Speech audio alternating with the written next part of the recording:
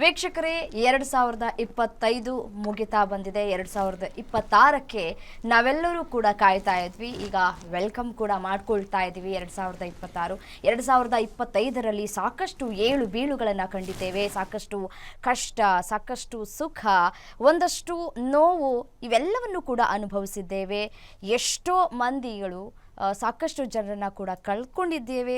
ಅದೇ ರೀತಿಯಾಗಿ ರಾಜಕೀಯದಲ್ಲಿ ಸಾಕಷ್ಟು ಏರುಪೇರುಗಳನ್ನು ಕೂಡ ಕಂಡಿದ್ದೇವೆ. ಅಪಘಾತ ಪ್ರಕರಣಗಳು ಎಷ್ಟರ ಮಟ್ಟಿಗೆ ಆಯಿತು ಅನ್ನೋದನ್ನು ಕೂಡ ಗಮನಿಸಿದ್ದೇವೆ. ಮತ್ತು ಒಂದು ಕ್ಷೇತ್ರದ ಬಗ್ಗೆ ಯಾವ ರೀತಿಯಾಗಿ ಚರ್ಚೆಗಳು ಆಯಿತು, ಆ ಒಂದು ಕ್ಷೇತ್ರವನ್ನು ಯಾವ ರೀತಿಯಾಗಿ ಅಪವಿತ್ರ ಮಾಡೋದಕ್ಕೆ ಪ್ರಯತ್ನವನ್ನು ಪಟ್ಟರು ಅನ್ನೋದನ್ನು ನಾವು 2025ರಲ್ಲಿ ನೋಡಿದ್ದೇವೆ. ಪ್ರವಾಹಗಳು, ಭೂಕಂಪನ ಆಗಿರೋದನ್ನು ಕಂಡಿದ್ದೇವೆ. ಇದೀಗ ಇದೆಲ್ಲವನ್ನು ಕೂಡ ನಾವು ಮರೆತು 2026ನ್ನ ಖುಷಿಯಾಗಿ ವೆಲ್ಕಮ್ ಮಾಡ್ಕೊಳ್ಳೋದಕ್ಕೆ ಸಿದ್ಧರಾಗಿದ್ದೇವೆ. ಸೊ ಹಾಗಾಗಿ 2026ರಲ್ಲಿ ನಮ್ಮ ಜೀವನ ಹೇಗಿರುತ್ತೆ, ಯಾವ ರೀತಿಯಾದಂತಹ ಸಮಸ್ಯೆಗಳು ಬರುತ್ತೆ, ಯಾವ ನಕ್ಷತ್ರಗಳು ಯಾವ ರೀತಿಯಾಗಿ ಹೊಳೆಯುತ್ತೆ, ಇದೆಲ್ಲದರ ಬಗ್ಗೆ ತಿಳಿಸ್ಕೊಡ್ಲಿಕ್ಕೆ ನಮ್ಮ ಜೊತೆ ಇದ್ದಾರೆ ಶ್ರೀ ಸಂಪೂರ್ಣ ವರಮಹಾಲಕ್ಷ್ಮಿ ಮಹಾಸಂಸ್ಥಾನದ ಸಂಸ್ಥಾಪಕರು ಹಾಗೂ ಧರ್ಮದರ್ಶಿಗಳಾದ ಬ್ರಹ್ಮಾಂಡ ಗುರುಜಿ. ಬನ್ನಿ ಅವ್ರನ್ನ ಕಾರ್ಯಕ್ರಮಕ್ಕೆ ಸ್ವಾಗತ ಮಾಡೋಣ. ನಮಸ್ತೆ ಗುರುಜಿ, ಕಾರ್ಯಕ್ರಮಕ್ಕೆ ಸ್ವಾಗತ. ನಮಸ್ತೆ ಗುರುಜಿ. 2025 ಮುಗಿಸಿ 2026ಕ್ಕೆ ನಾವು ಕಾಲಿಡ್ತಾ ಇದ್ದೇವೆ. ಸಾಕಷ್ಟು ಒಂದಷ್ಟು ನಮಗೆ ಭರವಸೆಗಳು ಕೂಡ ಇದೆ. 2026 ಹೇಗಿರಬಹುದು ಅನ್ನುವಂತಹ ಕುತೂಹಲ ಇದ್ದೇ ಇರುತ್ತೆ ಗುರುಜಿ. ಈ ವರ್ಷದ ಬಗ್ಗೆ ಮಾತನಾಡ್ತಾ ಹೋಗೋದಾದ್ರೆ, ಎಲ್ಲ ದೇವಾನುಗ್ರ ಭಕ್ತ ಪ್ರಿಯರೇ, ಪ್ರಿಯ ವೀಕ್ಷಕರೇ, ತಮ್ಮೆಲ್ಲರಿಗೂ ಆಧಾರದ ಸ್ವಾಗತ, ಸುಸ್ವಾಗತ. ಅಸಾಧ್ಯ ಸಾಧಕ ಸ್ವಾಮಿನ್ ಅಸಾಧ್ಯಂ ದವಕಿಮ್ಮದ ಶ್ರೀರಾಮದೂತ ಕೃಪಾ ಸಿಂಧು ಮತ್ಕಾರ್ಯ ಸಾಧ್ಯ ಪ್ರಭು ಯಾ ದೇವಿ ಸರ್ವಭೂತೇಶು ಮಾತೃರೂಪೇಣ ಸಂಸ್ಥಿತ ನಮಸ್ತಸ್ಯೈ ನಮಸ್ತಸ್ಯೈ ನಮಸ್ತಸ್ಯೈ ನಮೋ ನಮಃ. ನಿಮ್ಮೆಲ್ಲ ವೀಕ್ಷಕ ಬಾಂಧವರಿಗೆ ಆಂಗ್ಲ ಭಾಷಾದ ಹೊಸ ವರ್ಷದ ಶುಭಾಶಯಗಳು. ಅಂದರೆ ಯಾಕೆಂದರೆ ನಮ್ಮೆಲ್ಲ ಉಗಾದಿಗೆ ಬರುತ್ತಲ್ಲ ರಮ್ಯಾ, ಆದ್ದರಿಂದ ಎಲ್ಲರಿಗೂ ಸಾಧಾರಣವಾಗಿ ಹೊಸ ವರ್ಷ ಅಂದ ತಕ್ಷಣ 31 ಡಿಸೆಂಬರ್ ಆದ ತಕ್ಷಣ 1ನೇ ತಾರೀಕು ಜನವರಿ ಬಂದ ತಕ್ಷಣ ಹೊಸ ವರ್ಷ ಅಂತ ಖಂಡಿತ ಇಲ್ಲ. ಯಾಕಂದರೆ ಸೂರ್ಯ ಉದಯವಾಗತಕ್ಕಂಥದ್ದು ನಮ್ಮ ವಿಶೇಷವಾಗಿರ್ತಕ್ಕಂಥ ಉಗಾದಿ ಸಂದರ್ಭದಲ್ಲಿ. ಆ ಉಗಾದಿ ಯುಗಾದಿ ಕಳೆದರು ಅಂತ ಅಂದರೆ ಒಂದು 3 ತಿಂಗಳ ಕಾಲಕ್ಕೆ ಏನಿರುತ್ತೆ, ಒಂದು ಚೇಂಜಸ್ ಇರುತ್ತೆ. ಕ್ಯಾಲೆಂಡರ್ ಒಂದು ಚೇಂಜ್ ಆಗ್ಬೋದು ಅಷ್ಟೇ ಹೊರತು ಕ್ಯಾಲೆಂಡರ್ ಕೂಡ ಸುಳ್ಳಾಗೋಗಿದೆ. ಇತ್ತೀಚೆಗೆ ನೀನು ನೋಡ್ಬೋದು, ಯಾವ್ದಾದ್ರು ಗೂಗಲ್ ಹಾಕಿ ನೋಡಿದ್ರೆ 2015-26ರಲ್ಲಿ ಚೇಂಜಸ್ಸೇ ಆಗೋಗಿದೆ. ಅಂದರೆ 4ನೇ ತಾರೀಕು ಆದ ತಕ್ಷಣ 15ನೇ ತಾರೀಕು ಬಂದುಬಿಟ್ಟಿದೆ. ಸೊ ಆ ಕ್ಯಾಲೆಂಡರ್ನೂ ಕೂಡ ಸುಳ್ಳಾಗೋಗಿರೋದ್ರಿಂದ ಇವ್ರ ಪ್ರಕಾರ ಸುಳ್ಳಾಗಿದೆ. ಸೊ ಅದರಿಂದ ಜನಗಳಿಗೆ ಇಂಪಾರ್ಟೆಂಟ್ ಏನು ಅಂದರೆ, ಸೂರ್ಯಕ್ಕೆ ಚಂದ್ರನಿಗೆ ಹೇಗೆ ನಾವು ದಿನನಿತ್ಯದಲ್ಲಿ ಹೋಗ್ತೀವೋ ಭವಿಷ್ಯ ಮಾತ್ರದಲ್ಲಿ ಸೂರ್ಯಕಾಂತಿಯನ್ನು ಪರಿವರ್ತನೆ ಮಾಡ್ಕೊತೀವಿ. ಸೂರ್ಯ ಎಲ್ಲೋ ಹೋಗ್ತಾನೆ, ಯಾರು ರಾಜ ಯಾರು ಮಂತ್ರಿ ಅಂತ. 2026 ಅನ್ನೋದು ಏನಾಗಿದೆ, 25ರ ನಂತರ ಭಾಳ ಚಲನೆಗಳು ವಲನೆಗಳು ಚೇಂಜ್ ಆಗುತ್ತೆ. ಎಲ್ಲರ ಜೀವನದಲ್ಲೂ ಚೇಂಜ್ ಆಗುತ್ತೆ, ಎಲ್ಲ ರೀತಿಯಲ್ಲೂ ಚೇಂಜ್ ಆಗುತ್ತೆ. ಎಷ್ಟೋ ಜನಕ್ಕೆ ಏನು ನಿಂತು ಹೋಗಿರುತ್ತೆ, ಫುಲ್ ಸ್ಟಾಪ್ ಆಗಿರುತ್ತೆ, ಅವರಿಗೆಲ್ಲ ಒಂದು ಒಳ್ಳೆ ಮೂಮೆಂಟ್ ಸ್ಟಾರ್ಟ್ ಆಗುತ್ತೆ. ಅಂದರೆ ಫಾರ್ ಎಕ್ಸಾಂಪಲ್ ವೃಷಭ ರಾಶಿಗೆ ಮೊದಲಿಂದ ಏನು ಹೇಳ್ತಿದ್ವಿ ಅಂದರೆ, ವೃಷಭ ರಾಶಿಯವರು ವೃಷಭ ಅಂದರೆ ಎತ್ತು, ಅವ್ರ ಜೀವಮಾನ ಪೂರ್ತಿ ಕಷ್ಟಪಟ್ಟರೆ ಸುಖ, ಕೂತ್ಕೊಂಡು ತಿನ್ನೋ ಯೋಗ ಜಲಮದಲ್ಲಿ ಇರಲ್ಲ. ಎಲ್ಲ 12 ರಾಶಿಯಲ್ಲೂ ವೃಷಭ ರಾಶಿಗೆ ಮಾತ್ರ ಸಾಧಾರಣವಾಗಿ ಇರಲ್ಲ. ಆದರೆ ಈ ಸಲ ಗುರು ಮುಂದಕ್ಕೆ ಹೋಗಿದ್ದಾನೆ, ಶನಿ ಸಹಾಯ ಮಾಡ್ತಾನೆ, ಅವನು 11ನೇ ಮನೆಗೆ ಬಂದಾಗ ಲಾಭವನ್ನು ಕೊಡ್ತಾನೆ, 9ನೇ ಮನೆ ಭಾಗ್ಯ ಕೊಡ್ತಾನೆ. ಸೊ ಹೀಗೆ ಬಂದಾಗ ವೃಷಭ ರಾಶಿಯವರಿಗೆ ಕರೆಕ್ಟಾಗಿ 3.5 ವರ್ಷ ಏನಿದೆ, ನೆಕ್ಸ್ಟ್ 3 ವರ್ಷ ಅಂದರೆ 2026ರಿಂದ 3 ವರ್ಷ ಅಬ್ಬಾಡ, ಇಷ್ಟು ವರ್ಷ ನಾವೆಲ್ಲ 24 ಗಂಟೆಗೆ ದುಡಿದ್ರೇ ಇತ್ತು, ಕೂತ್ಕೊಂಡು ತಿನ್ನೋಕ್ಕೆ ಗೊತ್ತಿಲ್ಲದೇ ಒಂದು ಫಲ ಸಿಗುತ್ತೆ. ಹೇಗೆ ಸಿಗುತ್ತೆ ಅಂದರೆ, ಕೆಲವರಿಗೆ ಕೇಸ್ಗಳಿಂದ ಬಂದಿರೋದು ಆಸ್ತಿ ಬರುತ್ತೆ, ಅಥವಾ ಒಂದು ಭೂಮಿ ಕೊಂಡ್ಕೋಬೋದು. ಈ ಥರದ್ದೆಲ್ಲ ವೃಷಭ ರಾಶಿಗೆ ಆಗುತ್ತೆ. ಆಮೇಲೆ ಈ ವರ್ಷದಲ್ಲಿ ನಾವೇನು ಹೇಳ್ಬೋದು ಅಂದರೆ, ಜಾಸ್ತಿ ನೋಡ್ತಕ್ಕಂಥ ವಿಚಾರಗಳಲ್ಲಿ ಅಂದರೆ ಸೂರ್ಯನ ನೋಡಬೇಕು, ಭಾಳ ಇಂಪಾರ್ಟೆಂಟು. ಗುರು ನೋಡಬೇಕು, ಚಲನೆ ವಲನೆಗಳು ಚೇಂಜ್ ಆಗೋದು. ಗುರು ಹಿಂದಕ್ಕೆ ಹೋಗ್ತಾನೆ, ಮುಂದಕ್ಕೆ ಬರ್ತಾನೆ. ಬುಧ ಬಂದು ವಕ್ರತ್ಯಾಗ ಮಾಡ್ತಾನೆ, ಅಂದರೆ ಆ್ಯಂಟಿ ಕ್ಲಾಕ್ ವೈಸ್ ತಿರುಗ್ತಿರೋದು ಮತ್ತೆ ವಾಪಸ್ ಬಂದು ಕೂತ್ಕೊಳ್ತಾನೆ. ಸಿಂಹರಾಶಿಗೆ ಬಂದು ಗುರು ಕೂತ್ಕೊಂಡಾಗ ಎಷ್ಟು ದೊಡ್ಡ ಗ್ರಹ ಶನಿ ಜೊತೆಗೆ ಮೀಟಾಗಿ ಮತ್ತೆ ವಾಪಸ್ ಬರ್ತಾನೆ. ಅದಾದ ಮೇಲೆ ಶನಿಯ ದೃಷ್ಟಿ ಎಷ್ಟರ ಮೇಲೆ ಯಾರ್ಯಾರಿಗೆ ಪ್ರಭಾವ ಬೀಳುತ್ತೆ. ರಾಹು ಕೇತುಗಳು ಉಲ್ಟಾ ಹೋಗ್ತಾರೆ ಯಾವಾಗಲೂ. ಸಾಧಾರಣ ಉಲ್ಟಾ ಹೋದಾಗ ಏನು ಮಾಡ್ತಾರೆ, ಮಕರ ರಾಶಿಗೆ ಬಂದ್ಬಿಡ್ತಾರೆ. ಮಕರ ರಾಶಿಗೆ ಬಂದಾಗ ಅವರಿಬ್ಬರು ಒಂದು ಮೀಟಿಂಗ್ ಪಾಯಿಂಟ್, ಕೇತು ಜೊತೆ ಗುರು ಅಕಸ್ಮಾತ್ ಬಂದರೆ ಅವನು ಒಂದು 8 ತಿಂಗಳು ಏನೇನು ಕಾಡಿಸ್ತಾನೆ ಜಗತ್ತಿಗೆ, ಇದೆಲ್ಲನೂ ಒಂದು ಪ್ರಶ್ನೆ. ಸೊ ಎಲ್ಲ ಅಂದರೆ ಎಲ್ಲ ಫೀಲ್ಡಲ್ಲೂ ನಾವು ಪೊಲೀಸ್ ಡಿಪಾರ್ಟ್ಮೆಂಟ್ ಆಗಲಿ, ಲಾಯರ್ ಡಿಪಾರ್ಟ್ಮೆಂಟ್ ಆಗಲಿ, ಜಡ್ಜ್ಗಳಾಗಲಿ, ಮಂತ್ರಿಗಳಾಗಲಿ, ಮನುಷ್ಯರಾಗಲಿ, ರೈತರಾಗಲಿ, ಪ್ರಾಣಿ ಪಕ್ಷಿಗಳಾಗಲಿ, ವಾತಾವರಣದಾಗಲಿ ಎಲ್ಲದರಲ್ಲೂ ಒಂದೊಂದು ಚೇಂಜಸ್ ಇರುತ್ತೆ. ಸೊ ಗ್ಯಾರಂಟಿ ಟಿ ವಿ ಮುಖಾಂತರವಾಗಿ ನಿಮಗೆಲ್ಲರಿಗೂ ಏನು ಅಂದರೆ ನಾನು ಹೇಳೋ ಪ್ರಕಾರವಾಗಿ ಒಂದು 80% ನಡೀತಕ್ಕಂಥದ್ರಲ್ಲಿ ದೇವರು ಚೇಂಜಸ್ಸು ಒಂದಷ್ಟು ಮಾಡ್ತಾರೆ. ನಾವೆಲ್ಲ ಮನುಷ್ಯ ಮಾತ್ರ ಅಲ್ವಾ. ಆದರೆ ಈ ವರ್ಷದಲ್ಲಿ ಪ್ರತಿ ವರ್ಷ ನಾವೇನು ಅಂದರೆ ಒಂದು ಕರೆಕ್ಟಾಗಿ ಒಂದು 10 ವರ್ಷದ ಹಿಂದೆ ರಮ್ಯ ಏನಾದರೂ ಹೇಳ್ತಾ ಇದ್ರೆ ಭವಿಷ್ಯಗಳನ್ನ ಕರೆಕ್ಟಾಗಿ ನಡೀತಿತ್ತು. ಇಂಥ ಸಮಯಕ್ಕೆ ಮಳೆ ಬರುತ್ತೆ, ಇಂಥ ಸಮಯಕ್ಕೆ ಬಿರುಗಾಳಿ ಬರುತ್ತೆ ಅಂತ ಇರ್ತಿತ್ತು. ಈಗೇನು ಅಂದರೆ ಹಿಂದೆ ಮುಂದೆ ಆಗ್ತಾ ಇದೆ. ಯಾಕೆ ಹಿಂದೆ ಮುಂದೆ ಆಗ್ತಾ ಅಂದರೆ ಪ್ಲಾನೆಟರಿ ಪೊಸಿಷನ್ ಚೇಂಜ್ ಆಗ್ತಿದೆ, ಗ್ಲೋಬಲ್ ವಾರ್ಮಿಂಗ್ ಆಗ್ತಾ ಇದೆ. ನಾವುಗಳು ಏನೂ ಆಗದೆ ಇದ್ದಂಗೆ ದೇವರು ಬಹಳ ಬುದ್ಧಿವಂತ, ಎಲ್ಲ ಇವ್ರುಗಳೇ ಹೇಳ್ತಾ ಇದ್ರೆ ನಾನೇನು ಮಾಡೋದು ಅಂತ ಭಗವಂತ ತಾನು ಕಾಲಚಕ್ರ ಅಂತ ತಿರುಗಿಸ್ತಾ ಇದ್ದಾನೆ. ಸೊ ಅಂಥ ಒಂದು ಕಾಲಚಕ್ರ ತಿರುಗಕ್ಕೆ 2026 ಇಟ್ ಈಸ್ ಓಪನ್ಡ್. ಸೊ ಈಗ ನಾವು ಬರ್ತಕ್ಕಂಥ ಇದರಲ್ಲಿ ಎಷ್ಟೇ ಕಷ್ಟ ಇದ್ದರೂ ಅನಾಥೋ ದೈವರಕ್ಷಕ ಅಂತ ಕೆಲವೊಂದು ಪರಿಹಾರ ಇದೆ. ಭಗವಂತ ನಿಮ್ಮ ಜೊತೆ ಇರ್ತಾನೆ. ನೀವು ನಂಬಿರ್ತಕ್ಕಂಥ ಯಾರನ್ನೇ ತಂದೆ ತಾಯಿ ನಂಬಿರ್ತಿರೋ, ದೇವ್ರು ನಂಬಿರ್ತಿರೋ, ಅಥವಾ ನಿಮ್ಮ ವೃತ್ತಿ ನಂಬಿರ್ತಿರೋ, ಆ ವೃತ್ತಿ ನಿಮಗೆ ಆ ಜೀವನ ಆ ಒಂದು ಇರ್ತಕ್ಕಂಥ ಹಿಂಬದಿಯಲ್ಲಿ ಯಾರಿರ್ತಾರೆ ಆ ಗುರಿ ಮುಂದೆ ಗುರು ಹಿಂದೆ ಅಂತ ನಿಮ್ಮ ರಕ್ಷೆಗೆ ಆಗಲಿ ಅಂತ ಮುಖಾಂತರ ಹಾರೈಸ್ತೀವಿ. ಓಕೆ ಗುರುಜಿ, ನೋಡಿ ರಾಶಿ ಹೇಗೆ ನಮಗೆ ಬಹಳಷ್ಟು ಇಂಪಾರ್ಟೆಂಟ್ ಆಗುತ್ತೋ, ಮಹತ್ವ ಇರುತ್ತೋ, ಅದೇ ರೀತಿಯಾಗಿ ನಕ್ಷತ್ರಗಳ ಪಾತ್ರವೂ ಕೂಡ ಬಹಳ ಇಂಪಾರ್ಟೆಂಟ್ ಆಗುತ್ತೆ ಗುರುಜಿ. ಇನ್ನು ನಕ್ಷತ್ರಗಳ ಬಗ್ಗೆ ಮಾತನಾಡ್ತಾ ಹೋಗೋದಾದ್ರೆ ಗುರುಜಿ, ಯಾವ ನಕ್ಷತ್ರಕ್ಕೆ ಒಳಿತು, ಯಾವ ನಕ್ಷತ್ರ ಪಳಪಳ ಅಂತ ಒಳಿಯುತ್ತೆ, ಯಾವ ನಕ್ಷತ್ರಕ್ಕೆ ಸಮಸ್ಯೆ ಆಗತ್ತೆ ಅಂತ ಹೇಳಿ. ಸಾಧಾರಣವಾಗಿ ನಕ್ಷತ್ರಗಳಲ್ಲಿ ಏನಾಗಿದೆ 27 ನಕ್ಷತ್ರ ಅಂತ ಹೇಳ್ತಾರೆ. 27 ನಕ್ಷತ್ರಗಳು ಚಂದ್ರನಿಗೆ ಪರಿವರ್ತನೆ ಆಗಿರತಕ್ಕಂಥದ್ದು.